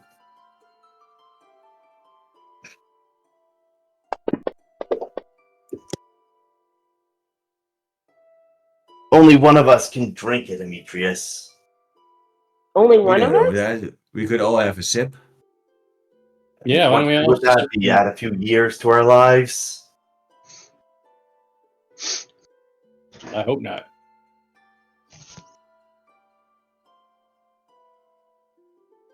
It's just a waste to just hold on to it. It's not a waste if we need to, for whatever reason, if someone needs to cast the spell again, I suppose. Is this something that is going to perpetuate itself, or is this something that can actually be used up? And if that's the case, I guess it's as good as destroying it if we don't want anybody else to have this option to have a spark of a god, the potential of becoming a god. I mean, Corbin, you said you wanted to destroy it. This could be a way of destroying it if we all drink it. On the other hand, I'm not sure what's going to happen when we drink it. And again, like, has Arcadia heard it talking to her lately? She has not. Did I mean, it talk when to I first- Demetrius when he picked it up? Question She arises. just never picked it up. She Oh. took it before he could. A question arises. Perhaps you could enlighten me on this. Gravik wants these ingredients. Yes. He wants the power and the ambrosia for himself. Why? He's already a god. Well, Why? The only thing God seemed to want is more power. Look at what Sidon wants. But what could this put? Like, it doesn't make us gods. What could this possibly be of value to him? Well, you changed into a different being, Tascalin, which you seem to Yes, be but underestimating. clearly He could not do as that to his great as entire an army. actual. Clearly not as great as a god. So why would? That's true. He could turn all of his minions into something. This could create an Indeed. army. And perhaps he knows the next step to go from whatever we are to actual godhood. And then he could ascend all of his servants into gods. That's possible, but why would he want an army of gods that could eventually usurp him? Well, I'm sure he has something in place for that. You could always make them give him an oath before he turns them into gods. That way, even when they become gods, they cannot disobey him. That's true, but I think we've dallied here long enough. Should we return to the real world? See what has happened in the last few days? We I should think get we back should soon. discuss this item business a bit more. I'm hesitant to just return with these 3 items in tow. That seems like I'll ask we're gonna get visited by Arcadia. Graphic right away. I'll ask Arcadia. I'll ask Arcadia if I can hold the ambrosia for a minute. I want to see. Just want to look at it. Sus. Arcadia, can I hold it for a moment? I want to. I think Arcadia should. She's. This makes me nervous because it gets into your head and it starts insisting. It insisted and became very insistent for me to drink it.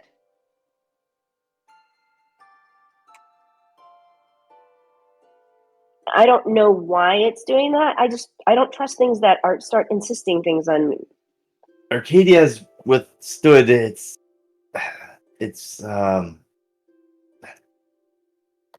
charms to this point. I think she should continue to hold it. Well, maybe you should take an extra day and identify it then. Trust it. We can't be carrying something around that we can't trust. I am the most protected against magic. I think I'm the only one fit to carry the ambrosia. Give it here, Arcadia. I'll take care of it. No, this is what we had. We had this talk before. Let's just go. And I don't think we should waste another. Hey, now it's talking to slot. me. I can hear it. It wants me to drink it. Guys, I think this is not a good idea. We're going to start fighting amongst ourselves if this keeps up. We cannot splinter. We'll start fighting if you keep hoarding that ambrosia. All right, Arcadia's backing off. Guys, and, you see that Amitrus is clutching his head, and then he shakes it, and he will take a step back. I think maybe we should part ways with these items. And he will turn to Corbin and say, "Shut up, Corbin!" I didn't say anything. My God.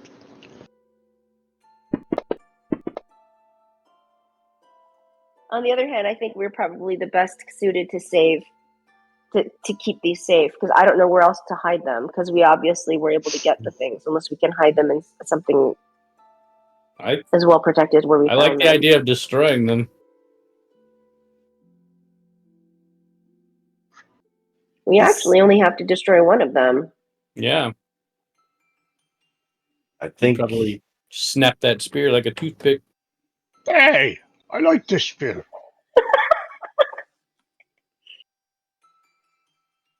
Taskin's gonna start wondering if this was a ploy by Gravik to get us to kill each other over these items.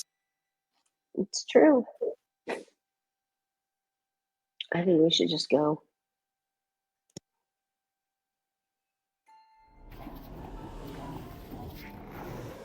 I think those things are the safest with us, and we just need to go. All right. So he yells that out. Yeah, we need. But we need to think about these items. We might have to lock them away in the other ends of the earth if we cannot destroy them at some point. I agree.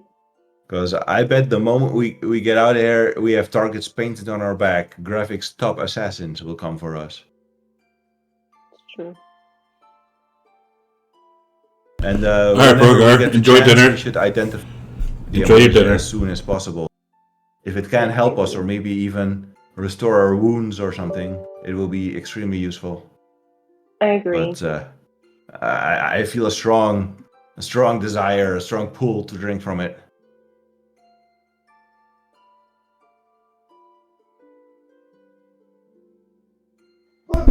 You want to drink from it now? Sus.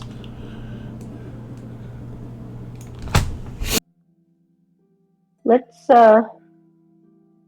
go back. And don't forget to cast water breathing on us. Or can this take us wherever we want? Let's just go to Mitros. There's no way that the Ultras will have waited for 8 days. They will have assumed that we are, or send someone for us and then find out that we're not there and find a bunch of corpses. They'll be like, "Oh, he's doing it again. Time to sail off." You'll turn up when he turns up. Well, you know your crew better, so they wouldn't have waited for us for this long. They have Not for instructions. this long. They will have sailed back to Mitros, I think. Okay, well then let's go to Mitros then. And this plane shift can take us directly there, so we don't need to cast water breathing again.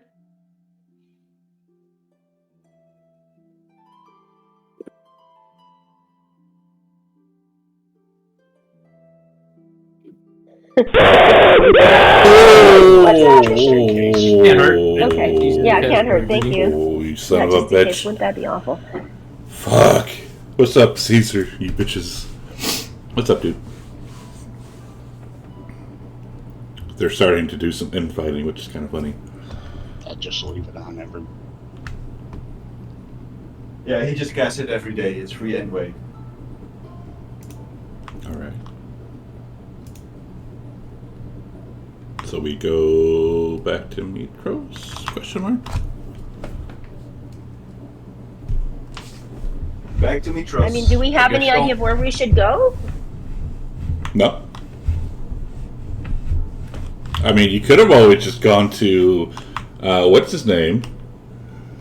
Go back to Narcissus? Yeah, you could have gone back to Narcissus. Pretty boy, poor Narcissus.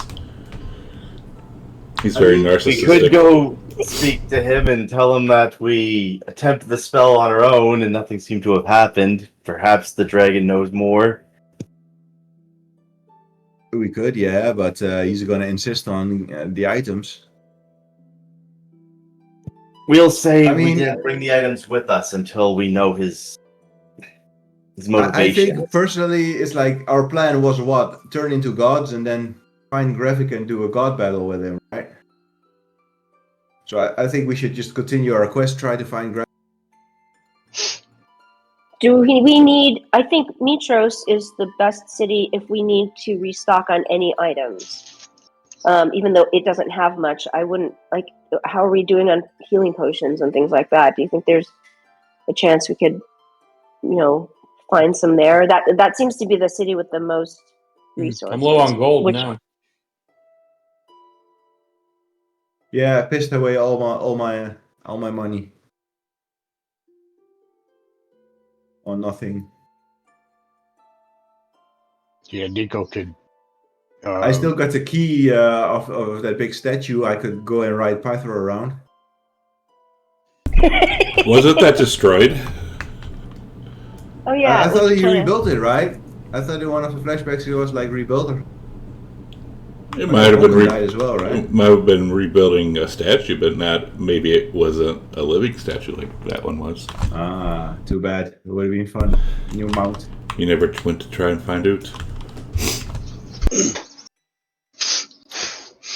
Yeah, I mean, we can go to Narcissus. I doubt it would help. I doubt this guy knows what he's talking about. Or Mitros, maybe Versi has something. Narcissus is the only way to find out, I guess.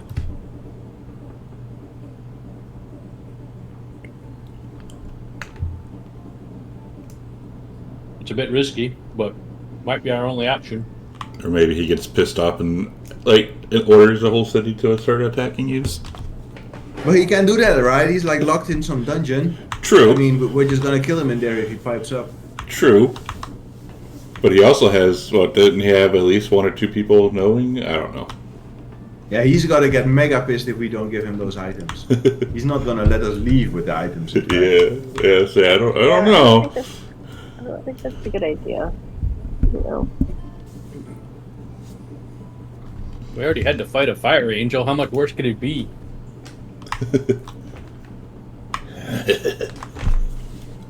Well, if the Ultras is going back to Mitros, I mean, you have Arisia, you have like Astoria, which doesn't really have anything. I mean, the places that we've been to any of those islands. I mean, the only We can place try with to. any thing to talk to is Narcissus. Or Versi. Or Versa. Yeah. We can go back and talk to the Oracle. If we're going to Let's go talk talk to to the Narcissus, Oracle. we cannot have the items with us. Okay. Well, let's talk to the Oracle first. Maybe she knows Okay. something. The old Oracle who's already like done. Like she's in way over her head. She was like retired after the whole Sidon thing. I mean, it's true, right? Since then, she hasn't been able to say anything. Like she has her Sidon like above her. What about the Island of the Fates? They seem to have known. They have that tapestry in front of them. I don't know if they. Although it's just being woven as we're weaving it, so it's not like they can tell the future. But we could see where Graphic is like 5 seconds ago, so that we know where he is. True. But then again, dealing with these powerful fiends. Yeah. With the I don't three even think we items, can teleport there. with the 3 items, oh boy. Plus, that's probably not a good idea. Tasman's never been there, so he doesn't even know how to get there. Let's give those items, put those items in front of the fates. Yeah. Yeah, these items are a big problem for us. These items are a big problem. I said destroy them. I'm pretty sure they're indestructible. Well, the thing said that the Caduceus could be destroyed by an Empyrean with a CR of 15 or But higher. you don't know that. Which don't you know have, that. yeah, you don't know that. Oh, okay. Even We even don't if you even know about the dark magic. exactly, yeah, like even identifying it, it would never tell you how. Oh yeah, you can destroy me doing this. No, it would never do that. But I'm just thinking logically, there is no way that you can destroy these items. These are like god level items. They are always indestructible.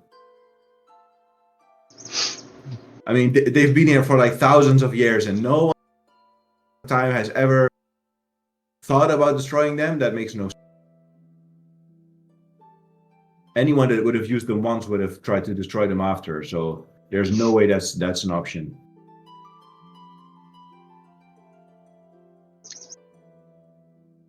What are we gonna do? Sounds like we're going back to Mitros or we're going to Narcissus. Mitros. Yeah, I guess Mitros asked the Oracle, asked Percy, and then I guess we can find Graphic's lair. All right. So Tasklin gathers all you up and going back to Mitros. Yep. Yeah, he'll Yeah, I do think that's whatever. a good idea. So I He'll do what the wonder. party. Yeah, I mean, I don't want to go directly to Gravik. I wonder if he's in another sea where Lutheria was, but Yeah, that's what I meant. yeah, let's go check Mitros first. Okay, but one thing we need to do from now, if we go to Mitros, we cannot separate anymore. We need to stick together at all times. Even Arcadia? Yes, especially Arcadia. Because if we separate, we're gonna get ambushed by some kind of Graphic and boss, and you're gonna lose your item. Well, it makes Okay, but I sense. warn you, I sleep in the nude. So does Demetrius. That's my secret, No Captain. pants. I'm he always walks, naked. he walks around that way. Oh boy. Alright. task you gathering everyone to go back to Mitros. Yeah, he'll do whatever the party has agreed upon. All right. So as you go to teleport back to Mitros, you pop out right in front of the palace, and all of you notice something. The ground, and you kind of look around, and you see this falling white stuff. None of you have ever seen this before. It's like cold. Well, Corbin might have back on. Like when he was, because Corbin's from like the what the hell is that? Not the Forgotten Realms. Faerun? Sword Coast. There we go. He's not. Corbin is from 500 years ago. Yeah. Corbin went to the Sword Coast. He was from the Sword Coast. Yes, he did. He came here from the Sword Coast. Yeah, if Oh, I he still came have here from the memories Sword of Coast and became a Dragon Lord afterwards. Yeah. if yeah, that's okay. true. That's true. Yeah. So I Corbin, knew that. I thought you he was would born here. you would have seen this before, but none of the rest of you have ever seen this falling white stuff. It sticks to the ground. It's cold. For everyone else, it's snow. It's snowing here. It's never snowed here before. Someone has cast ice magic here.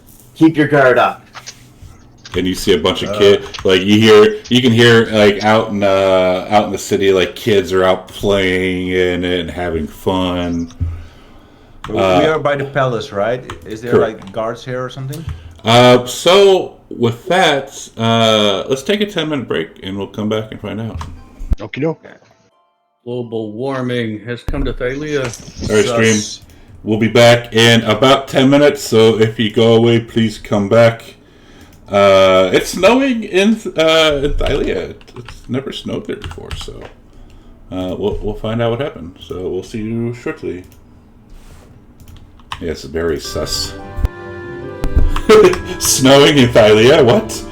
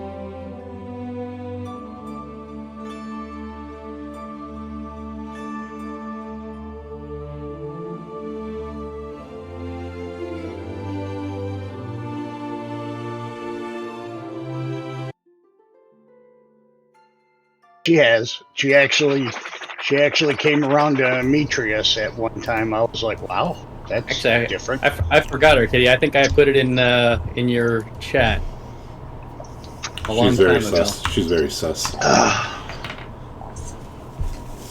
There's, we have returned. Take a sip of tea. And the coffee has been made. Very exciting. Very exciting. Very nice. Like Oh, it. you're gonna be there in early November. Oh, ooh, hey, I can kind of smell the coffee. Woo! That'll be my birthday. Bane says, please bring enough coffee to share. Jane. It's not Tim Hortons coffee, so. Alright, we're back. You're in front of the palace. It is snowing. And as you come up, there's guards here.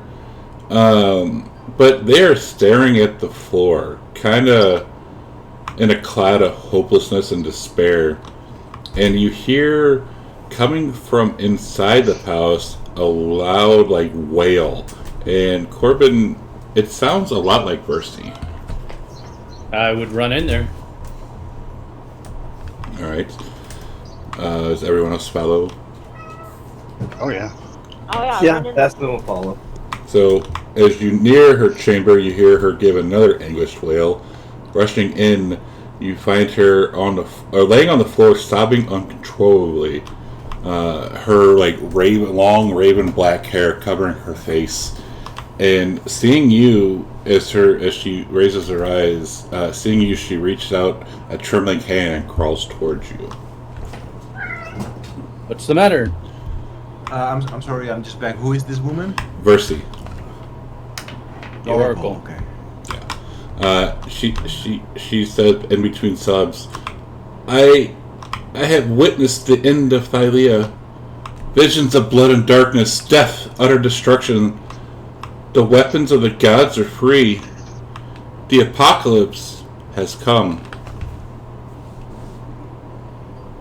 Fear not, we have the weapons. I don't think they're talking about the regions we've gathered. And after she sobs, don't worry about that one. Because this is the one I want. After she sobs, and in between the sobs, you kind of feel like except for Corbin, you feel Oh no. you feel the ground beneath you kind of give off a little shudder, like a little minor earthquake, for lack of better terms. I will walk over to Versi. I will see if she's wounded or sickly or something, And looking go ahead. does she look at full health, emotionally in distress, or is there? Yeah, her raven black hair is kind of all in shambles, but she seems healthy, I guess. She doesn't have any wounds. She's not bleeding from anywhere. She just seems like in a big pit of despair. Cleansing touch on her. So Amitra's hands will glow white for a moment as the white energy coils around her like a mist and then seeps into her, trying to cleanse any negative spells that might be affecting her. And nothing happens. She remains the same. That's going to determine where you should take her inside. Can Tasman determine where the shudder came from? It feels like everywhere. It's come from everywhere. And it was only for maybe 2 seconds, 3 seconds. And I will ask her, I will say, is there no way to avoid the fate? You usually know these things. The weapons, they've been released from the prisons. These titans, they'll destroy the whole world if they're not stopped. You mean Spike? This is the end. This is the doom. Oh, Oh, I you was said just that gonna say, before. The Nether Sea. The creatures we've seen on the Nether Sea, the boxes and the titans that were turned to stone. Gravik must have released them. And a few moments later, you feel the earth shake again for 2 to 3 seconds. We At need that to point, talk to the does queen. it feel- Maybe. Pasquin's gonna walk towards the exit and look outside at this point. Yeah, See if he can That's what see where the- Arcadia's going to do. She's wondering if I- there are footsteps. Do they feel like footsteps? will- Are they that kind of rhythm?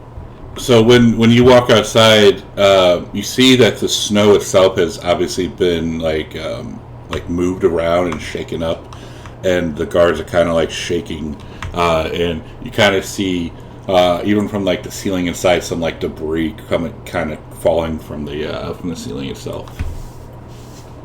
You can to determine if it's footsteps, roll a nature.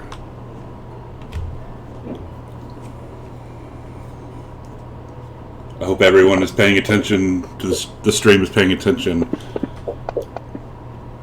You both realize that these are definitely footsteps. Arcadia's going to run back in and tell the others. She goes, "Those are footsteps approaching."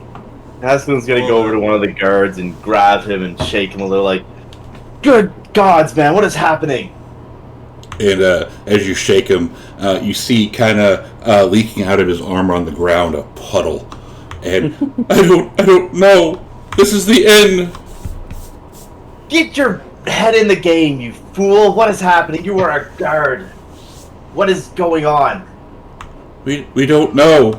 It started this white stuff started falling from the sky, and then the oracle started screaming and crying and anguishing, and the queen, she's all but disappeared. We don't know. We don't know what to do. We need to go to the palace. We need to go to the palace and see if we can find.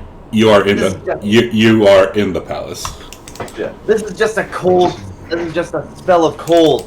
And do not worry yourselves with the wailings of a hysterical woman. Now the queen, where was she last seen? She was last seen fleeing this place. We don't know where she went. She got on a dragon. She got on a dragon and took off. This is the end. We're doomed. You are having. Go ahead. I'm sorry. Go ahead. And as this is going on, really quick, as this is going on, you feel the ground shake once again for 2 to 3 seconds. Right. Corbin will stand up and say, "Let's go. We got to fight this thing outside the city." Arcadia has just yelled. Yeah, she just ran in there, yelled, "Something is coming." She is going to go outside, and you're going to see her stand for a second and close her eyes, and she is going to cast this spell. And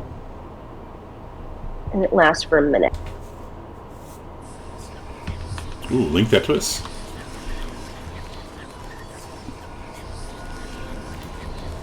That didn't know. Well, let's see. What level is that? Is a level 5.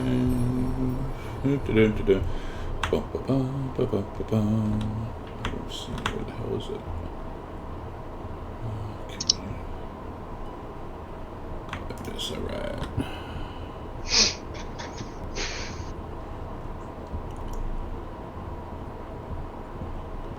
Let me just read it really quick. And she grabs your arm and says, "While the DM is reading the spell, hang on a second."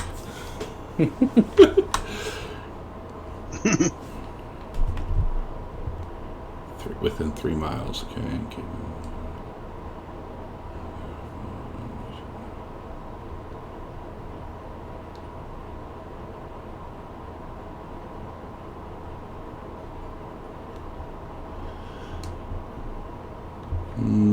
Alright, so you instantly gain knowledge of up to 3 facts of your choice in that list. What are the 3? Okay, let me look at that really fast.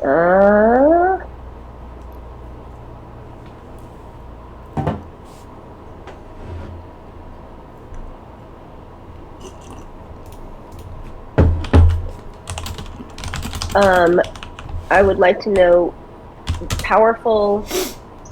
I don't know if she can read, and hopefully, they might not even be part of this. Powerful celestials, fae, fiends, elementals, or undead. instantly gain knowledge about them. Like I could determine their location. That's what she really wants to know, is the location of where the source of those footsteps. Alright, so powerful celestials, fiend. The only ones that are popping up, the only things that are popping up are within the city.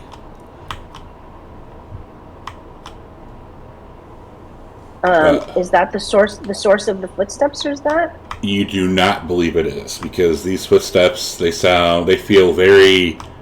It feels like it's coming from a very large creature or something.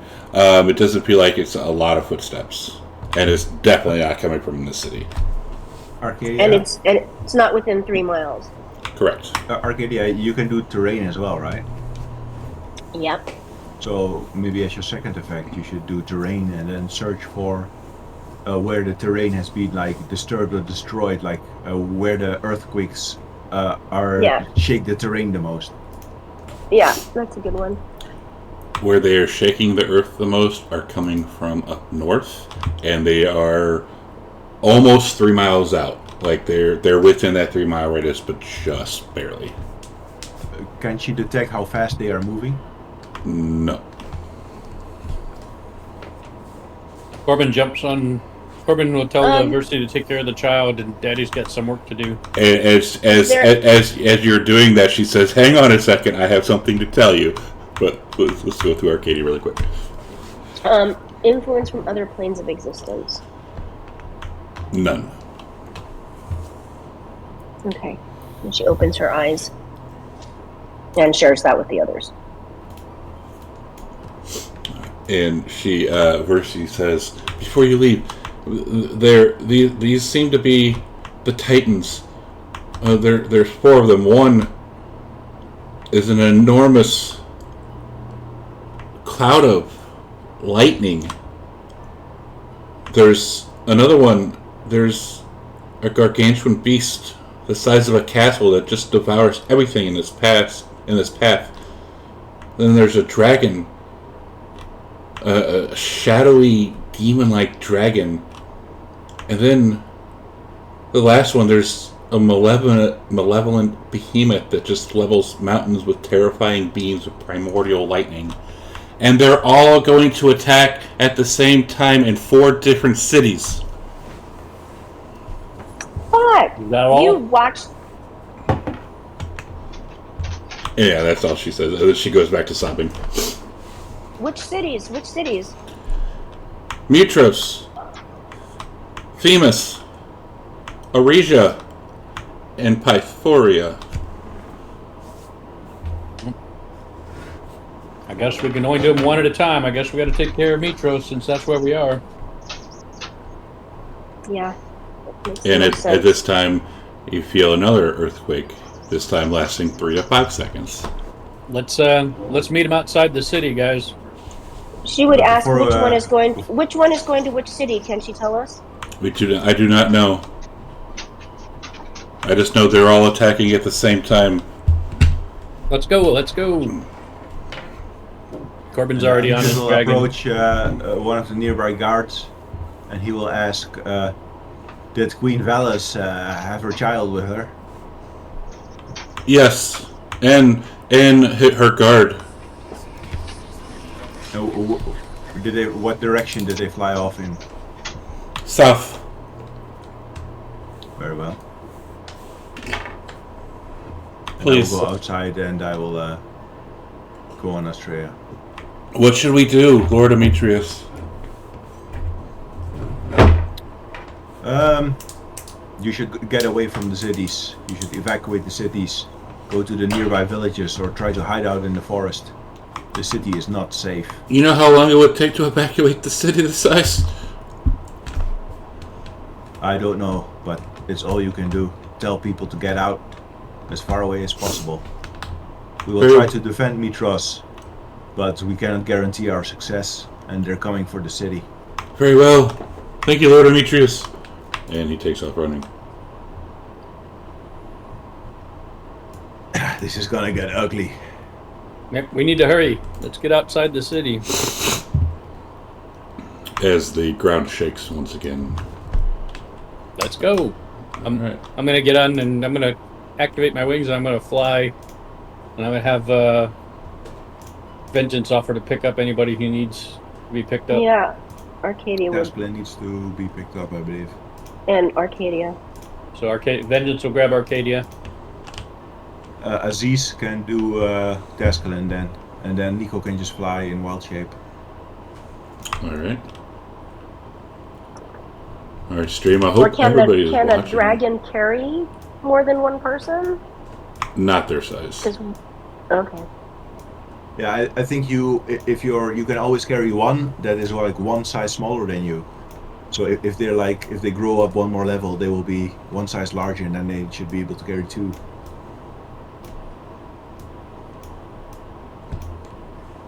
So away we go to the north. All right, so I will share this map with you. As you start flying, something starts coming into sights. Give me a second, because I don't think I actually put the picture in here. Yeah, I will be flying I will be flying like 100 feet in the air, probably. Give me 1 moment. Just talk amongst yourselves for a second.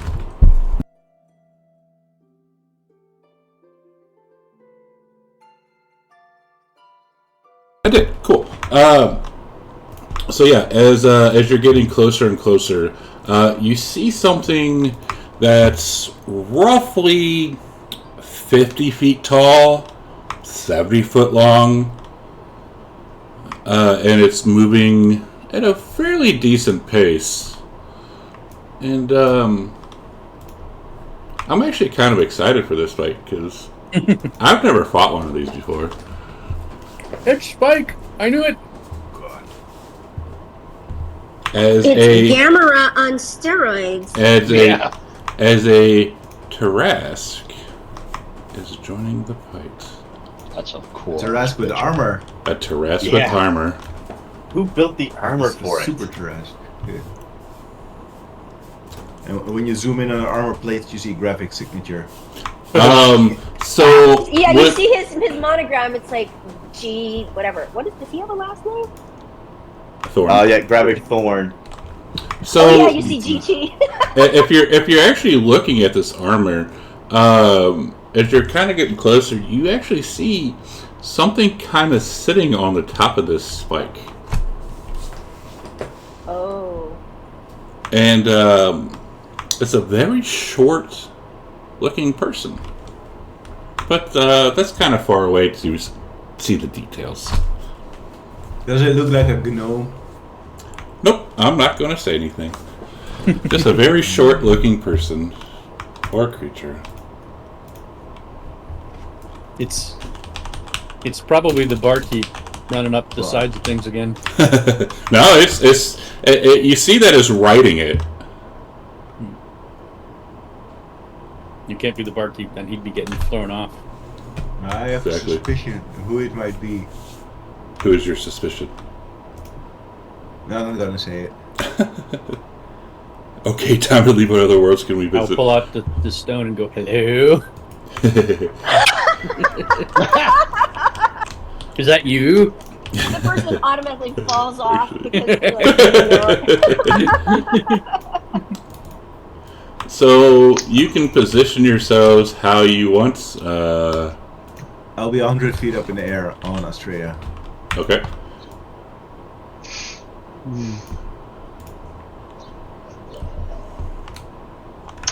We'll Oops. well, Corbin will also. Well, I'll be. You said it's 50. It's 50 feet tall. Yes. So let's go for 70 feet.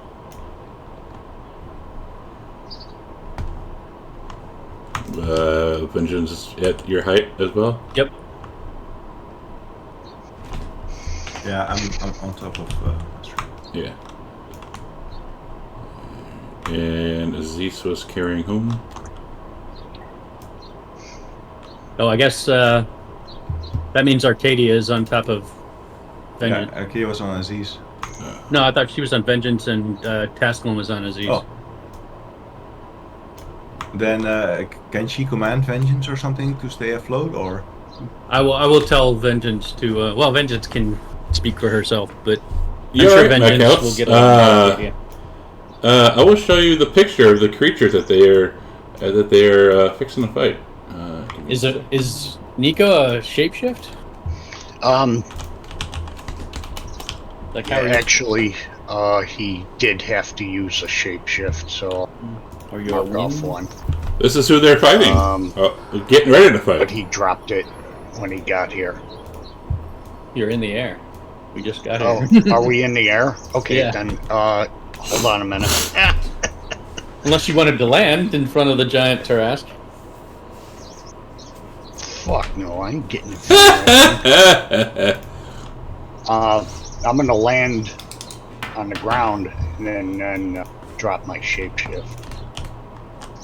Alright, position yourself where you need to be. As Spike is lumbering towards you.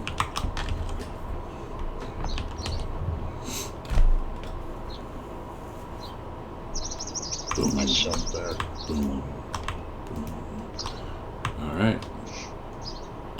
Are we Okay, ready? it's gonna. Now, is this thing fighting, or is this thing is on the ground? This thing is on the ground, walking a straight path towards Mitros. We Great, can still and- position ourselves wherever we want. So Arcadia would ask Vengeance to stay in the air, and she can shoot it from there. Alright. Let's do it.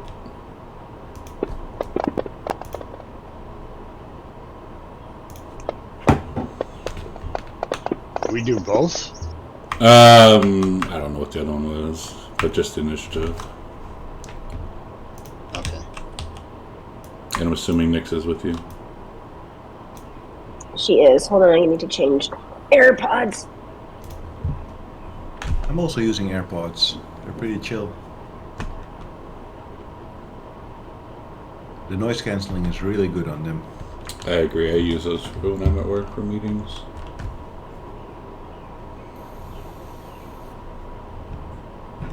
This constant boom, boom, boom. Very sus. Why very sus? If it was just a Tarask, I would be like, armor. Armor, yeah. Somebody's riding on top of it that you can't quite see yet. You can't quite make out who it is.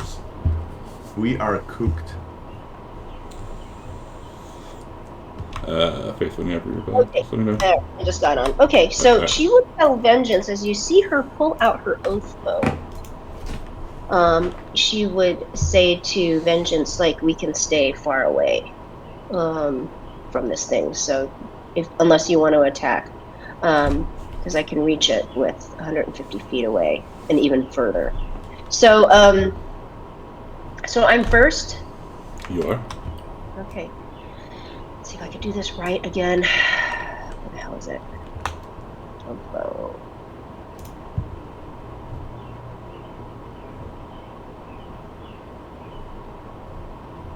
Are you murmuring something to it?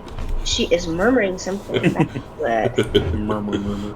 Murmur. It's a Tarask! And she is also going to cast, where you see her cast a spell on herself. So she is not going to do anything this first round except arm herself.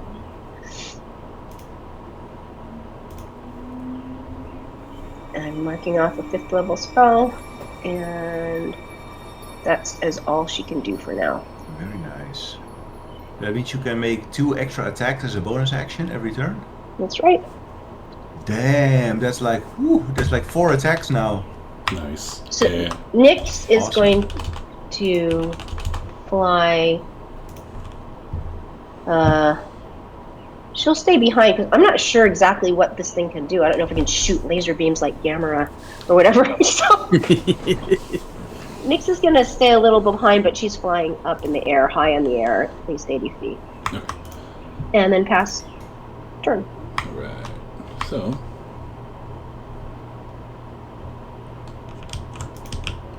Boom, boom, boom.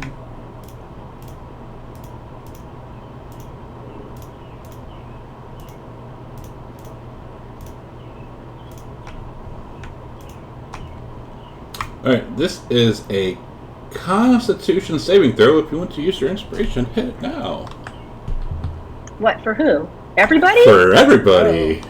As this Tarrasque lets out a large, deep bellow. Oh, okay. Hold on a second. Hold on. Ah, shit! I didn't get the chance to. Okay. Alright, no, there was one right there. Two failures. Oh, yeah, there's one failure. Alright, cool. I would have failed if I didn't. Yeah, me too. I got the same as you in 18 and 2. Wow. Alright, and those that failed. So wait, did we all took that damage even if we saved, right? So that save was for something else? Yeah, it's half damage. Yeah. And bam. Yeah, we took half. And you see the ground and like the trees and everything just like within like 400 or 500 feet just like shift everywhere, and like as like it's getting pushed back away from this creature.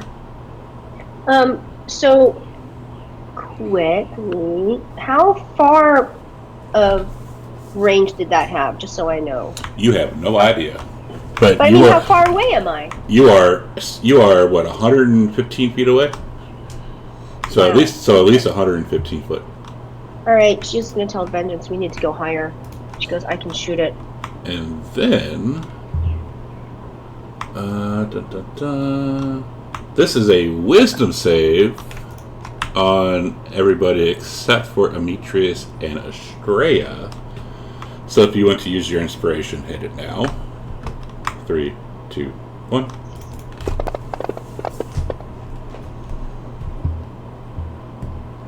And it was just I forgot they weren't immune to fear. No, they're not. Damn. No, they are not. So Aziz is feared. And then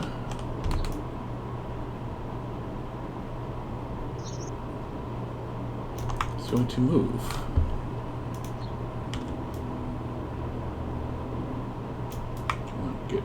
There we go. Alright, Corbin. Alright. I will... Okay. It's not letting me move. Why isn't it letting me move? There we go. Fly 60, so... I'm gonna fly right at it. When I get there... Do I see the person better now? You do. And you hear a very Scottish voice. Hey, laddie, nice to see you again. Who is it? Nicodemus. Plus, my That's guess not would have me. been Alt Corbin. I guess Imposter! Alt Corbin. What's that? Demetrius said he would have thought it would have been Alt Corbin, but it's apparently Alt Nicodemus. It is Alt Nicodemus. Imposter! What are So you he- doing here? Killing you! I will use my action to down a potion of invulnerability.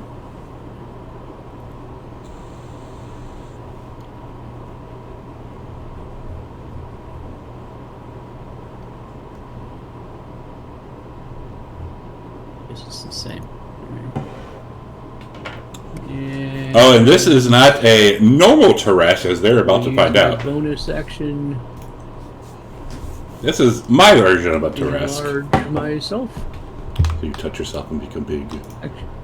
Actually, you know what? Instead of doing that, I'm going to use my bonus action to activate my storm rune. He becomes enlarged. In only one Not area. enlarged. They're not enlarged yet. Yeah. He's not engorged yet. Yeah. Exactly, Bane. Like, this is... You'll see it here in a second. Because they all have, like, 22 to 25 AC. You'll see.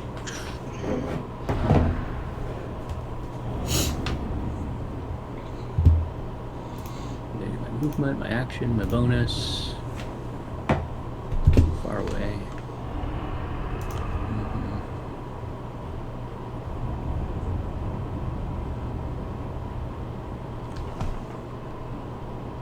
You know what? I'm gonna action surge.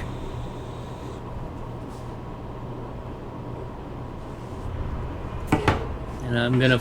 Oh, no! It's even fly better. down to wherever Nicodemus is. Alright, within 50 feet. You'll What's see. that? It's 50 feet up, so you are 50 feet up. You'll see. Like, where is he?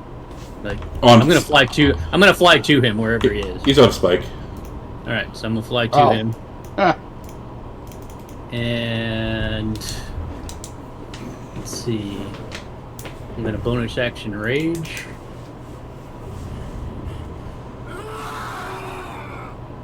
And I will. My first attack, I will attempt to grapple Nicodemus. Okay. Do I have to click? I don't know who to click on. Is he So, on so as you go to grab Nicodemus, yeah. your arms just go right through him. Oh, so he's not really there. He's not really there. And you kind of hear a laughter coming from, ha! You didn't think it'd be that easy, did you? And then I will attack Spike with Titan's Bane. That's fine, Mac outs. And the Spike count as hang a on. preferred foe for Titan's Bane. What is the preferred foes again? They are. Yeah, where is it? Titan's Bane.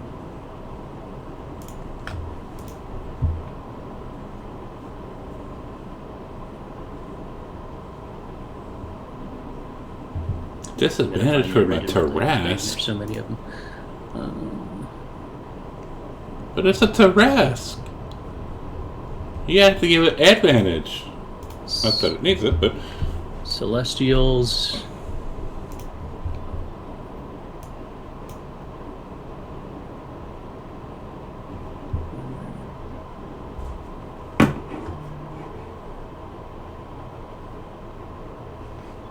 Celestials and what? Geigens and the Cyclops. No. He's not any of those. No. Well, I would probably know that. So I guess instead I will tell Titan's Bane, you will not be very good here. I will use. Wait, I'll use the wasn't it a rod. Titan? They called it a Titan, right? They just call it a Titan. Oh, Versi called it a Titan. Yeah. Yeah. Thanks. Titan's Bane doesn't get the bonus. It is not considered one of those preferred foes. Well, it says when a giant. Does it count as a giant? It is not. Yeah, because it's not one of those. Well, So, thank yeah, you, I Mad guess- Celts. I'm just pointing that out in the chat. Thank you, Mad Celts. I already What's saw that? it. I already saw it. I'm pointing it out for the party.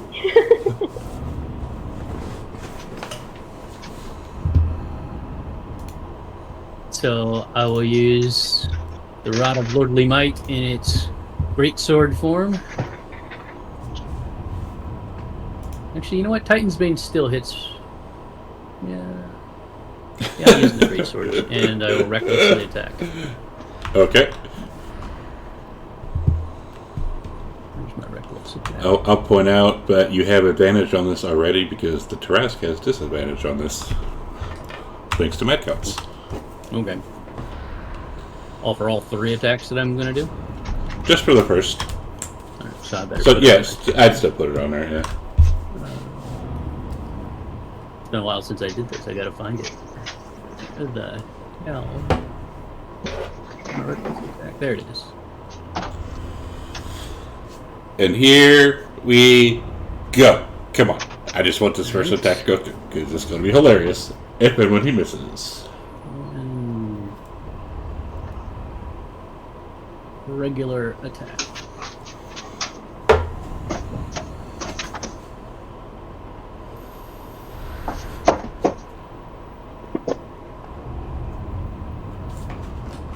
Hit. Wow, you actually hit. But Boy, wait wouldn't for that be it. awful when it's like you miss with a 29? And let's see, I gotta put the Ancestral Protector thing on him.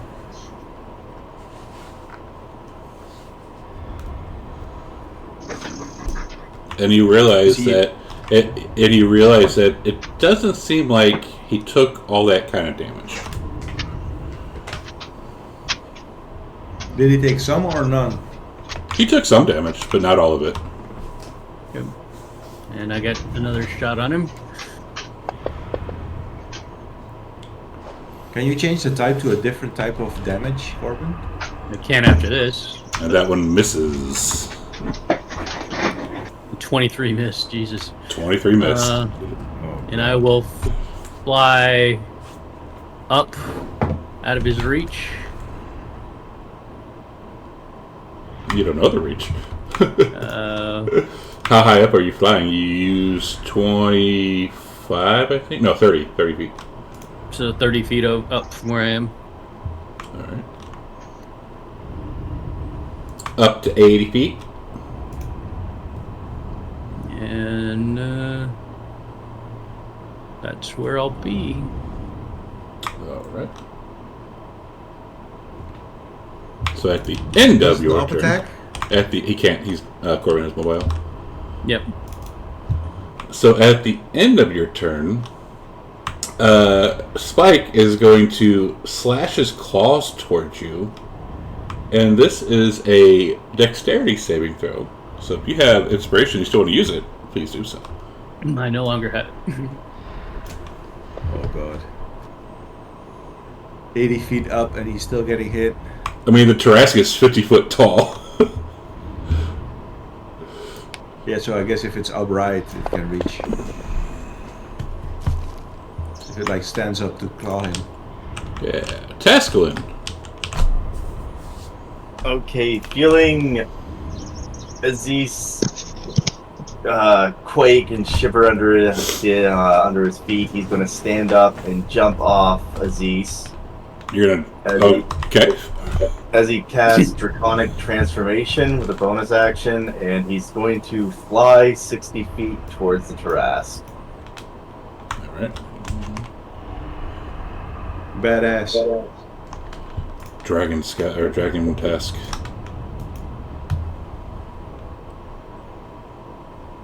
And so bonus action, he's going to, how far up is he right now? 65 feet, and you saw Corbin take a hit from it. So he'll fly up, let's see.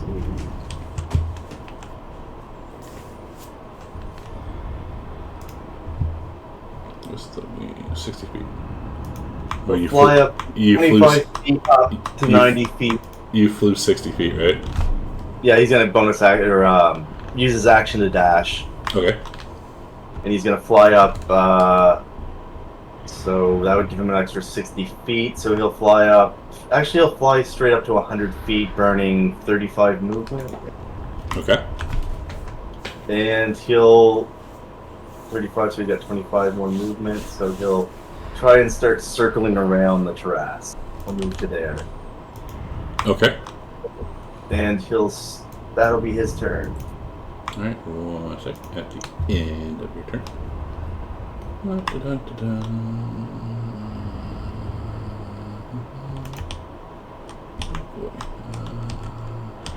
He is going to move.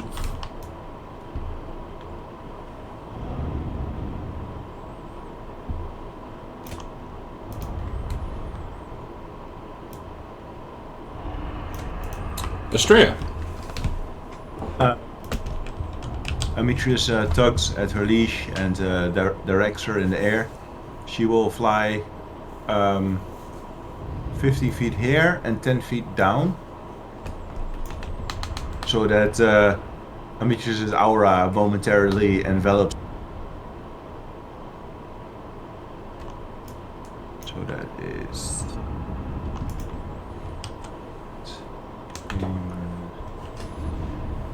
65 feet left. And she will fly straight down until she's 5 feet above the ground. And then she will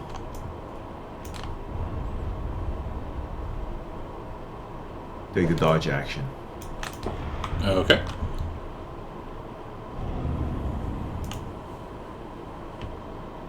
Amitrius will hop off onto at the ground. At the end of her turn.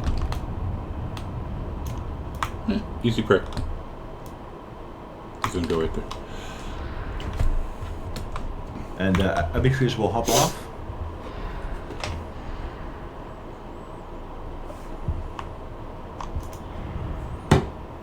And he will take the disengage action. And run 70 feet that way.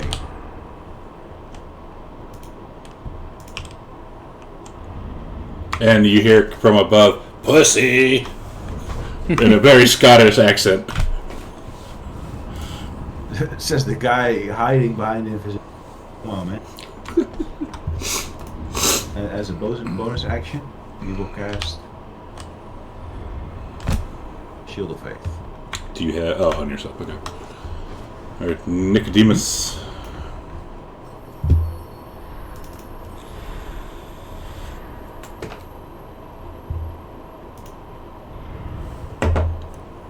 Yep, Nico is here. Ah, here it is.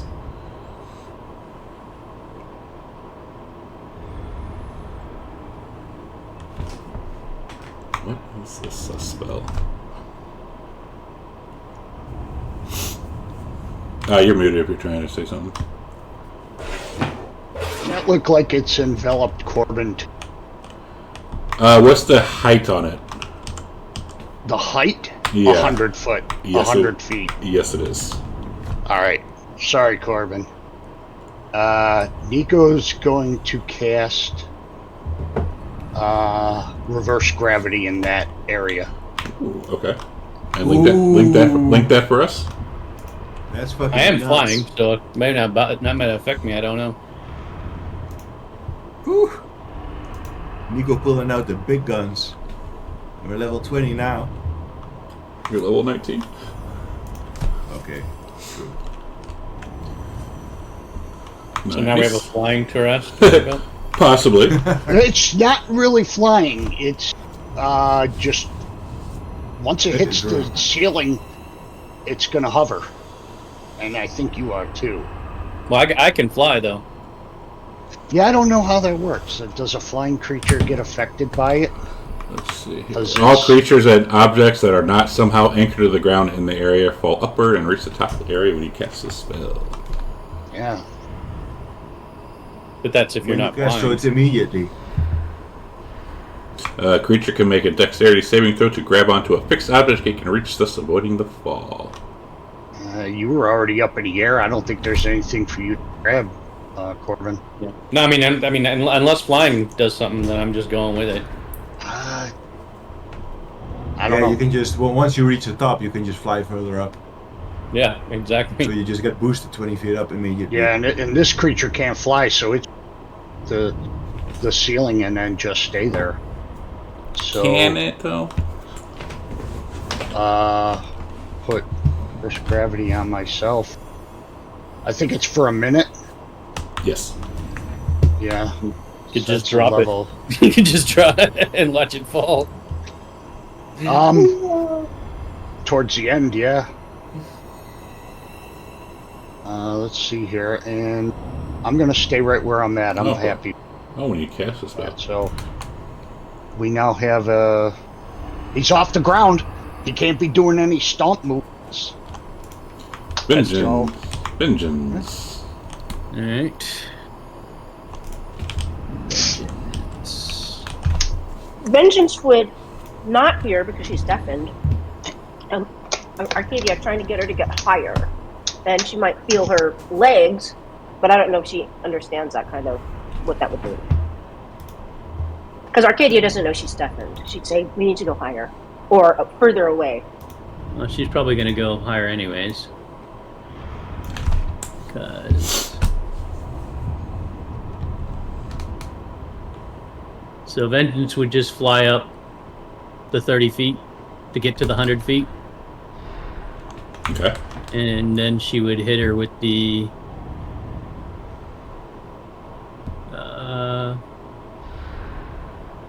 let's see, what's she going to try? She's going to hit her with Paralyzing Breath, and Corbin is going to use his power to give him disadvantage on the save. Does he have the range? He does, just barely. Okay. So disadvantage, and here comes the save, but it's going to save because it's Constitution, so unless it's a 1. But I'm going to try it anyway. It's happened before. It failed. Woo! Now there's like a flying, hovering, paralyzed Tarrasque. Oh, With his armor wait, just 100 feet up there. it says it's immune though. It's Oh, oh man. That would have been so cool. I'm stuck. Where does it say immune? I'm not getting that on my. immune. It did when I dropped it on her. Oh man. And sensing that it's immune, Vengeance is going to use her remaining thing to back off a little bit. So she's still at the same height, but she's going to back away. All right.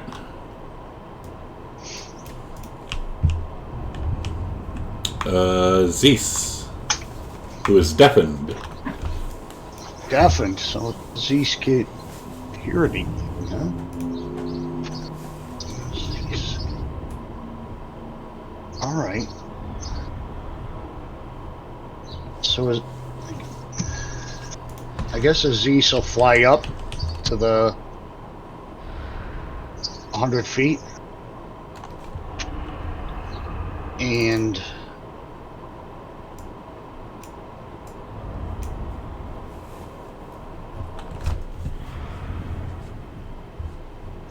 I'm going to try to use the breath weapon. All right. 40-foot line should hit it. Oops, I gotta go to Aziz. Okay.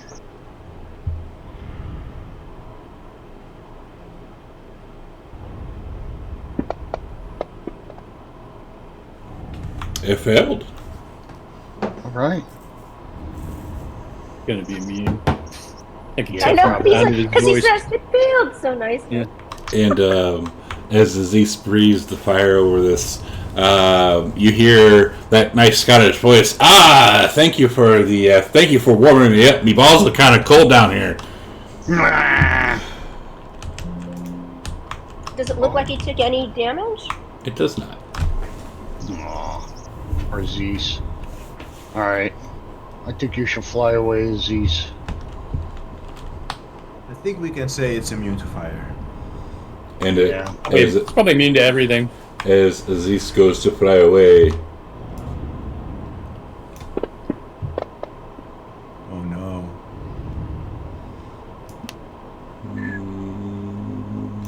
he flies away. What's that? He flew away. Okay. Got lucky. Arcadia. Okay, Arcadia is going to. I guess I, in terms of my movement, I just have to wait for Vengeance to do stuff, right? Correct. Ugh. Okay. Let me just double check that I did this right. This should work.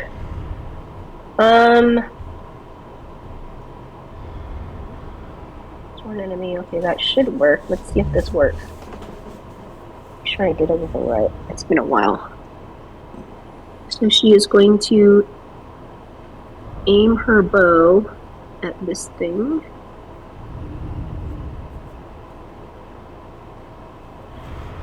Great, wish me luck.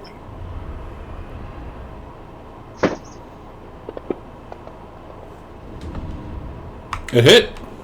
Nice crit. Why no sound of the cheering? I don't know. Probably immune to crit. It's one attack. Another hit. I don't like the way he's sounding. What? All Shoot cherry? you from the bonus. Why is the combat log different? And another hit. Because he's hiding. He's hiding information. I've noticed this. Oh, 100%. Fourth attack. Ooh, that one missed. Right. And you hear a goat Looks like leap. it took any damage. From your vantage point, yeah, a little bit. Alright, that's all she can do. And she's going to tell... She sees that Nyx got really hurt. And she's going to tell her to fly far, far away. So, she's going to... Nyx is dead. Unless you can telepathically communicate with it. I don't think so. I don't think so. It's not like Blew out its find speakers? speed. Yeah, blew out the speakers. I like that. Yeah, I don't. Just double check. I like that. No, it doesn't. So, I think though Nyx is not stupid. She just got like zapped by something. She's gonna back off. So she'll just back off. Okay. I can't move her. Do you have the character sheet open? Yes. What about her? You should be able to move it with the character sheet open. Because I don't know, like everyone else is able to move their, so I don't know why you couldn't move that one. Oh, I didn't realize it was a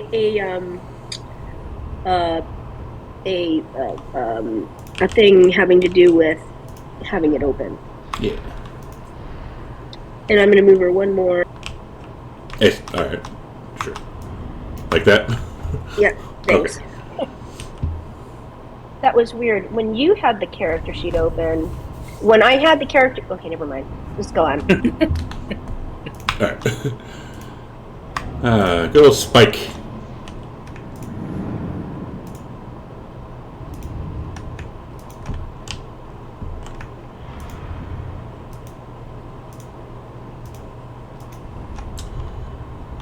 Ba-bum. Corbin and Arcadia and Tasklin, since you're so high up, you see some of its, some of the wounds that it took. Yeah, kind of close up a little bit. Of course. Of course. And this is a Constitution saving throw for everybody. If you have inspiration and you want to use it, hit it now. Automatically get it. 3, 2, 1.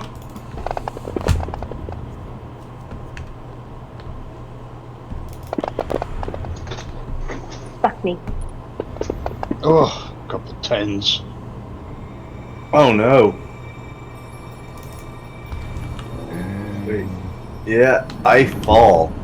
Oh yeah, that's so that's what 10d6. 5, 6, 7, 8, 10. Right? You got Featherfall? You that kind of mage? Oh, are you that kind of mage or sorcerer? Ooh, that you take 45 points of fall damage. I just go inside and I just see Taskin splat down next to me, and I just say, "You shouldn't do that again." I don't think I will. 9. Learn Featherfall! Oh, he can't because he's deafened. He can't hear it because he's deaf. Oh, that was funny. Oh, that's hilarious. We took 44 damage from that. Holy shit! Holy shit. Estrella is almost dead from that effect. I don't think this is a fight we can win. As Tasman yells in his deafened state. Corbin. So how is the gravity affecting me since I can fly? Can I move around? Yes, the reverse gravity. I don't know. Hang on, let me look. Actually, What if you just fly 5 feet higher than the effect? Then you should just be in the air. well, it just depends if he could actually fly or not. Yeah, hang on. Yeah.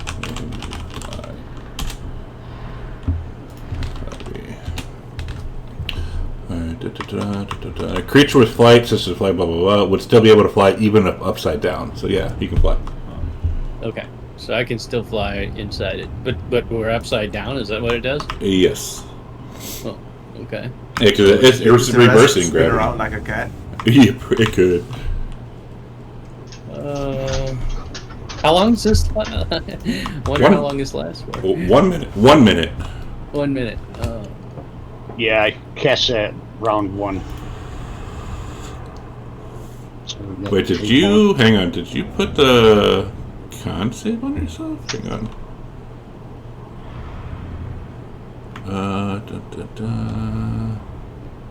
Con transformation. Did you? Hang on. Because it didn't give you. It doesn't look like it gave you a save.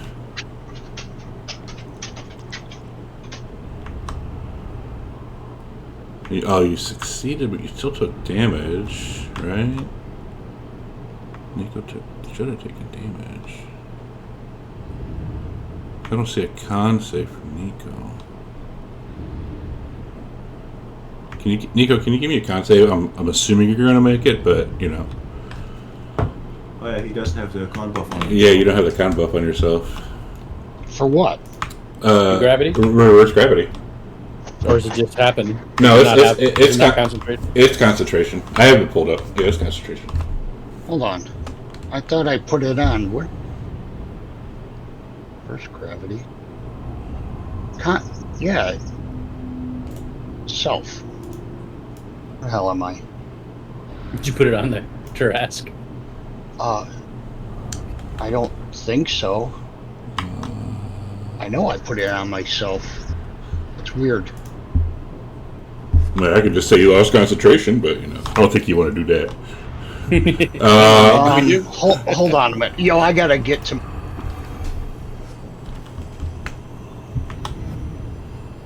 And he took. I put it on a Z by mistake. Oh, it's all right. And then give me a con save. Yeah, for some reason it's not going on me.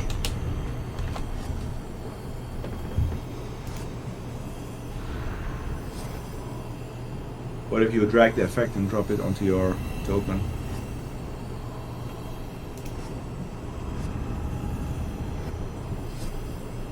I'm gonna try. There it is. There you Yeah, go. that worked. Thanks. Yeah. I was wondering why it didn't do it. Okay, let me give you a con save. Sir, DC of 22. Oops, Oh! I failed. Yay! Down And so- goes Jack. And Spike goes plummeting to the ground. Shoo, 100 feet down. 100 foot down. Not enough. Not enough. Not enough, but he takes 100 feet of... Didn't he save against the 44 damage? So he would have only taken 22. 22 and a DC of 22. Oh, I thought it was half. I thought it was like 11. Was it half? I don't know. Yeah, let me see something really quick. No, might be right.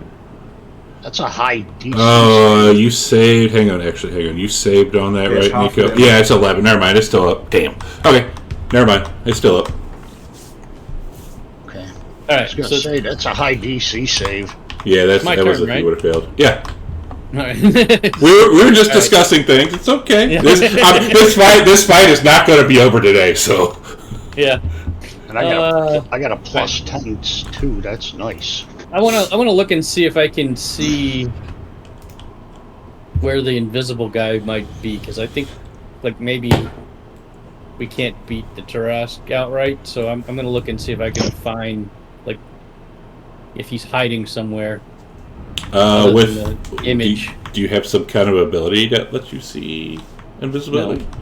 No. I mean, oh, is he? The Well, he's not dragons- invisible. I dragons- mean, there's an image of him on there. I'm just looking for other stuff. Aziz It could might see it, indicate. but he's deaf. Give me, what kind of, was it a perception? Investigation or perception? Yeah, do that in the tower. I'll do perception.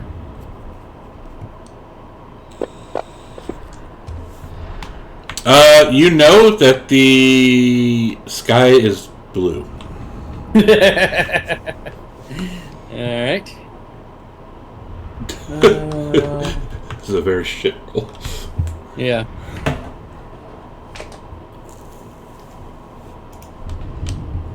I don't know what to do. So I don't feel like we're going to be able to hurt him very much. Well, I'll use second wind on myself. Heal up a little bit, at least. Let's see here.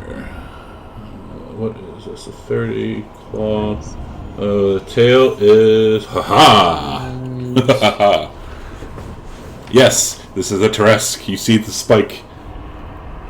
I used that picture too that I sent you the other day. I'll get a little bit closer. Where he is. Now, can these things like move or like inside of it, or no? Or is it just basically floating here?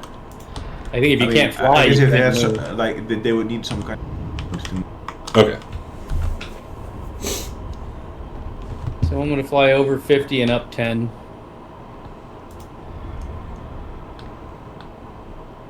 Okay. So at the end of your turn, he's going to sweep his tail, basically.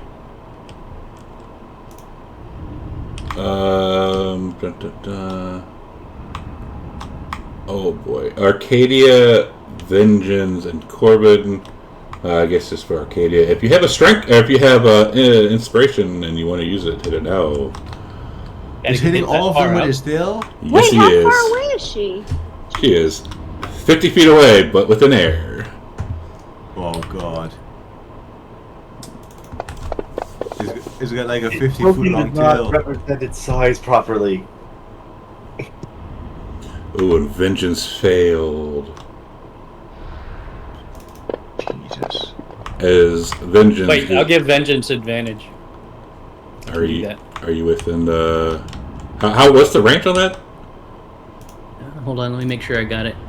Because that's 85, 90. Yep, that's not enough. That's 95 feet away. Well, Okay. I can give the Taras disadvantage, but I can't give advantage to Vengeance, so I guess What can you give it disadvantage on? anything. What's the room? It's Storm Rune. Storm room.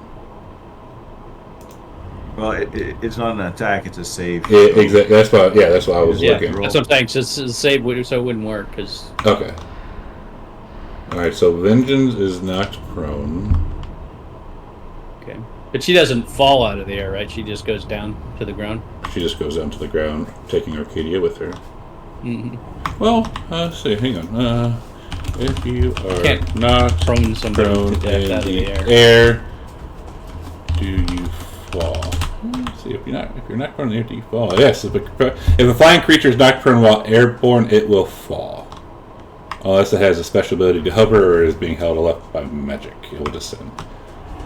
Descend, but not fall. There's a difference between falling and descending. Well, because unless it has a special ability to hover, which it does, she does not.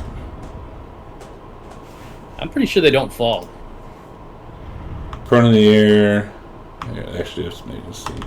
If a dragon is not prone, it is not prone in the air. Does it fall? Yes, a dragon knocked prone while flying would fall unless it has a way to maintain its position in the air, like the ability to hover or magic that prevents falling. Alright, I guess falls down then. Oof.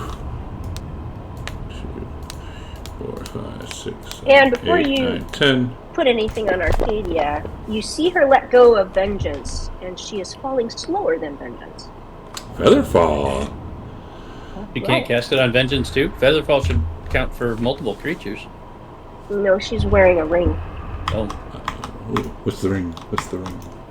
Ring of Featherfalling, which I bought many moons ago. Yeah. Just for this reason. While when you fall in it, you just said, yeah, okay, so it wouldn't, yeah, 60 feet, so you still have 40 when it gets back to your turn, okay. Poor Vengeance. I think she's going to be kind of pissed. So, 97, 1 to 3, and she's prone, okay. Oh boy. Scott. at least you can't get down to get it. Get True. me here. True. Okay. Whooped. He's going to pick himself up off the ground slowly, and he will. Let's see. What's the distance here? Ooh. Will I be able to hit him if I use distance spell to boost lightning bolt up to 200 feet? Yeah. What is lightning? Let me look at lightning spell again really quick. That's Lightning 100 bolt. feet, but with distance spell, I would double the distance. One action. Creature in the line must make, so it's a line. Okay. Hang on a second. Okay, so you're shooting a line towards it of lightning. Yes. All right. As you do that, roll me a d6, please. But Corbin's 10 feet higher. No, that's not Corbin. Oh. All right. So as this lightning goes to strike this creature, you see its carapace, it's like its armor and its spikes, kind of like glow a little bit as it just absorbs that lightning. Yeah. And it does use a spell slot. Okay. So, I don't know what I can do, Demetrius. Yeah, me neither. We need to think of something else. I don't think we're gonna be able to take this one. Astray.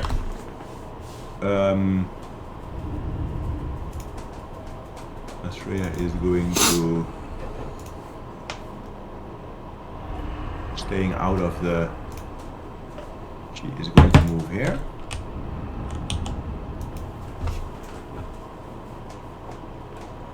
And she is going to ready a dash action. The moment that Abitrus mounts her, she will 50 feet that way and 30 feet up. All right.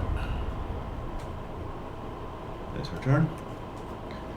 Amitrius will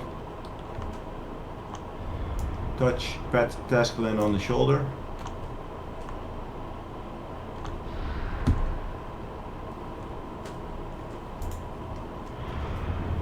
And then he will run here and mount Estrella and then get carried up there. All right. All right, Nico.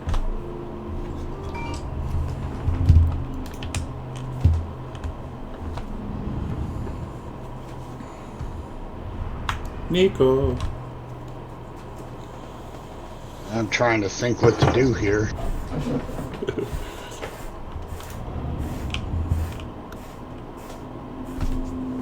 Oh shit! I can't do it. Jeez. I was like, oh yeah, it's supposed to move. No, can't move because reverse gravity. Right. Nico's going to. You could drop the concentration on the spell and let my boy fall back down. There's a lot of things I could do. It wouldn't be the best idea, but Not unless we can find a really deep pit. I can't dig one right away. Nico's gonna wild shape into an air elemental again. let's go, Air Nico. You did not put it on yourself though. How the hell is it? I gotta I'm gonna target myself. Yeah, I gotta drop it on myself. There we go. Air Nico. There we go. Yeah, for some reason, me clicking on it is working. And instead of absorbing everything, he's gonna leave out the Absorbing everything. the Promethean fire sphere. Ah. And he's on the ground, so he's gonna fly 90 feet straight up. Can he decide Wait, did not you- to? What's that? Did you leave? You left the spear on the ground? No, Oh, Can, sorry. can no, can he leave, or does it happen automatically, or can he choose what to leave out? Or I guess he could just like plop it on the ground, change, and then pick it back up. yeah. All right. So he'll do that. He'll pick it back up, and then fly straight up 90 feet. But that's where he's gonna have to end. Nice. He'll be up. He's gonna try to get to the Tarask. He's gonna have to wait till his next turn. So let me just mark off that. I'm excited though, but I've never had a Tarask, like an actual fight of a Tarask. Prone vengeance. Right.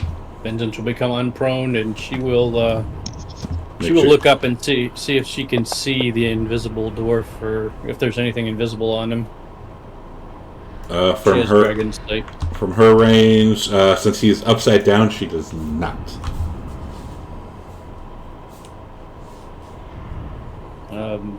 She will fly back another. The tail was 50 feet, so she's what, 60 feet away now? Well, it's 100 foot up. Yeah, So. she's gonna fly up, but she wants to stay out of the tail range, so wherever that is. Up It, and out of the you range. know that it hit her, or she knows that it hit her 50 feet away, so it could be a little farther than that. So she'll go 60 or 70 feet away. Like she's going to fly up, what, 40? Or where's she going? I don't know. She has 40 feet of She's movement. gonna go up as far as she can while also moving away, because she doesn't want that Question. tail to hit. Right. Is Arcadia on the ground next to her, or is she still falling? Arcadia is still falling. She would fly, probably if she sees Arcadia falling, she would probably fly underneath Arcadia. Alright, that would use her movement. Okay. And she didn't So see she just anyone. like catches Arcadia on her back. Yep. And as soon as she does, Arcadia would say to her, I think our only hope is for you to fly like as far away as you can from it and let me snipe it from there. Can she hear yet? Yes, he is undone. Can she? Okay. So she would fly, after she gets Arcadia, she would fly away as far as possible, if she still has any flight left. She does not. Okay. Alright, Aziz.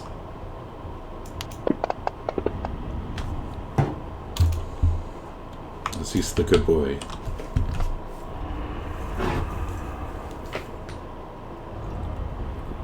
Is it really a fight with the Tarask, or is it more of a... See, I think they came into it thinking they could take it, and now they realize they probably can't.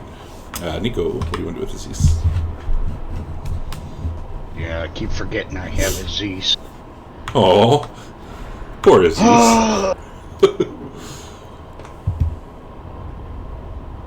Aziz has.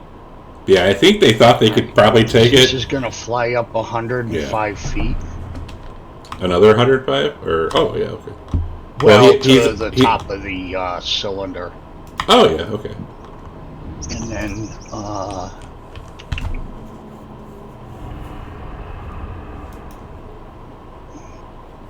come on. Nope, still not. There we go. And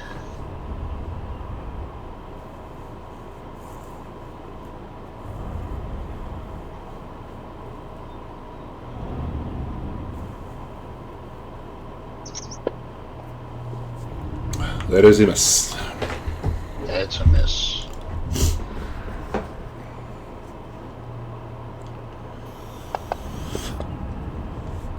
That's probably a miss. That is a miss. Come on, one more, Aziz. Come on, you could do a claw that sucker. That is a hit. That's a hit. You're still weak. Oh boy, 11 points. And it does not look like it did much to him. If anything. Yeah, poor baby. That is within 5 feet of the Tarrasque. You are correct. Ah! You are correct. That is within 5 foot of the Tarrasque. Zeus realizes he's not going to be good in this fight, so he's going to fly away. Alright. He's probably going to take an opportunity attack. He is. I'm going to try and let me see here.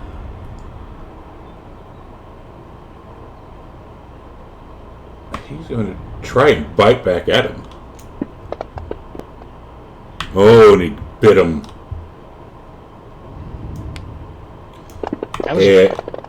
And he is caught in his bite. Oh, great. No! Poor Zeus. Alright, that is the top of the round. I think that's a good place to call it. Yep. Because this fight is nowhere near going to be finished within the next 15 to 20 minutes. Give me time to work on my character for the Raiders. Nabrak? Looks like we're going to be there soon. Yeah. Demetrius is looking like he might want to fly back to Mitros. Damn. Yeah. Has Graphic beaten the group with his first attack? I'm excited to have a Tarrasque, as I've never used a Tarrasque before in combat, but it's like, oh boy. You say has Graphic beaten the group? I think he has. Is this a homebrew, or is this what it's real? This is not a normal stats are? Tarrasque. This is not a normal Tarrasque. Oh, great. A normal Tarrasque is unbeatable, and this is extra unbeatable. Well, no, a normal Tarrasque is beatable. It's totally beatable, especially at y'all's level. Not this one. Yeah, we could manage a normal Tarrasque with difficult. Yeah, this is Not this thing. this is a let's get the hell out of here fight. Let it can't destroy even Come Mitros. back with like an army or something. Let it destroy Mitros. Yeah, pretty much. Sorry, Mitros. Yeah, I mean, yeah, but what can we do about it? You're gonna get destroyed again. this is just gonna end up devolving into a post-apocalyptic setting. Yeah. That's right. Yeah, you make the monsters too hard, and we're just like, oh well, too bad. No, well, we can find some ways No, to defeat it, right? these monsters are definitely beatable. I do not give you anything that is unbeatable. I've never done That's that. good. I've never given you anything Just that's try unbeatable. some cheese. Try some cheese strats. Yeah, I've never given you anything unbeatable. I run in there in melee, I'm dead permanently. Like Aziz about it. This is where we're calling it. Can we level up? No, no. You didn't do anything. I don't think my extra 10 hit points It's gonna matter. Well, there is something that might help, but too bad. But I think, well, we'll talk about this in private. Sus. There's something to this fight that we're not. How many times can Nico cast the anti-gravity? I think it's a level Maybe we just- 7 spell. Two more times. Oh. Is there like a deep canyon around here somewhere we can find? It's coming from the plains. Oh We're darn! gonna have to go find a volcano and drop them in. Exactly, that's what I'm thinking. It's like Bane, just keep nudging him farther out. to answer your question, Bane, yes, 100%. 100%. But cool. That was that was interesting. Sometimes they read chat, but sometimes they don't. But alright, we're done. We'll be back next week. I think they're kind of like, we don't know what the fuck to do. But anyways, thanks for hanging out stream. We should be back tomorrow night with some Deadlands, if everyone's here. If not, we'll be back next Saturday with some Fandelver, and then this game again next Sunday at 8:30. Thanks for hanging out, and we'll see you next time.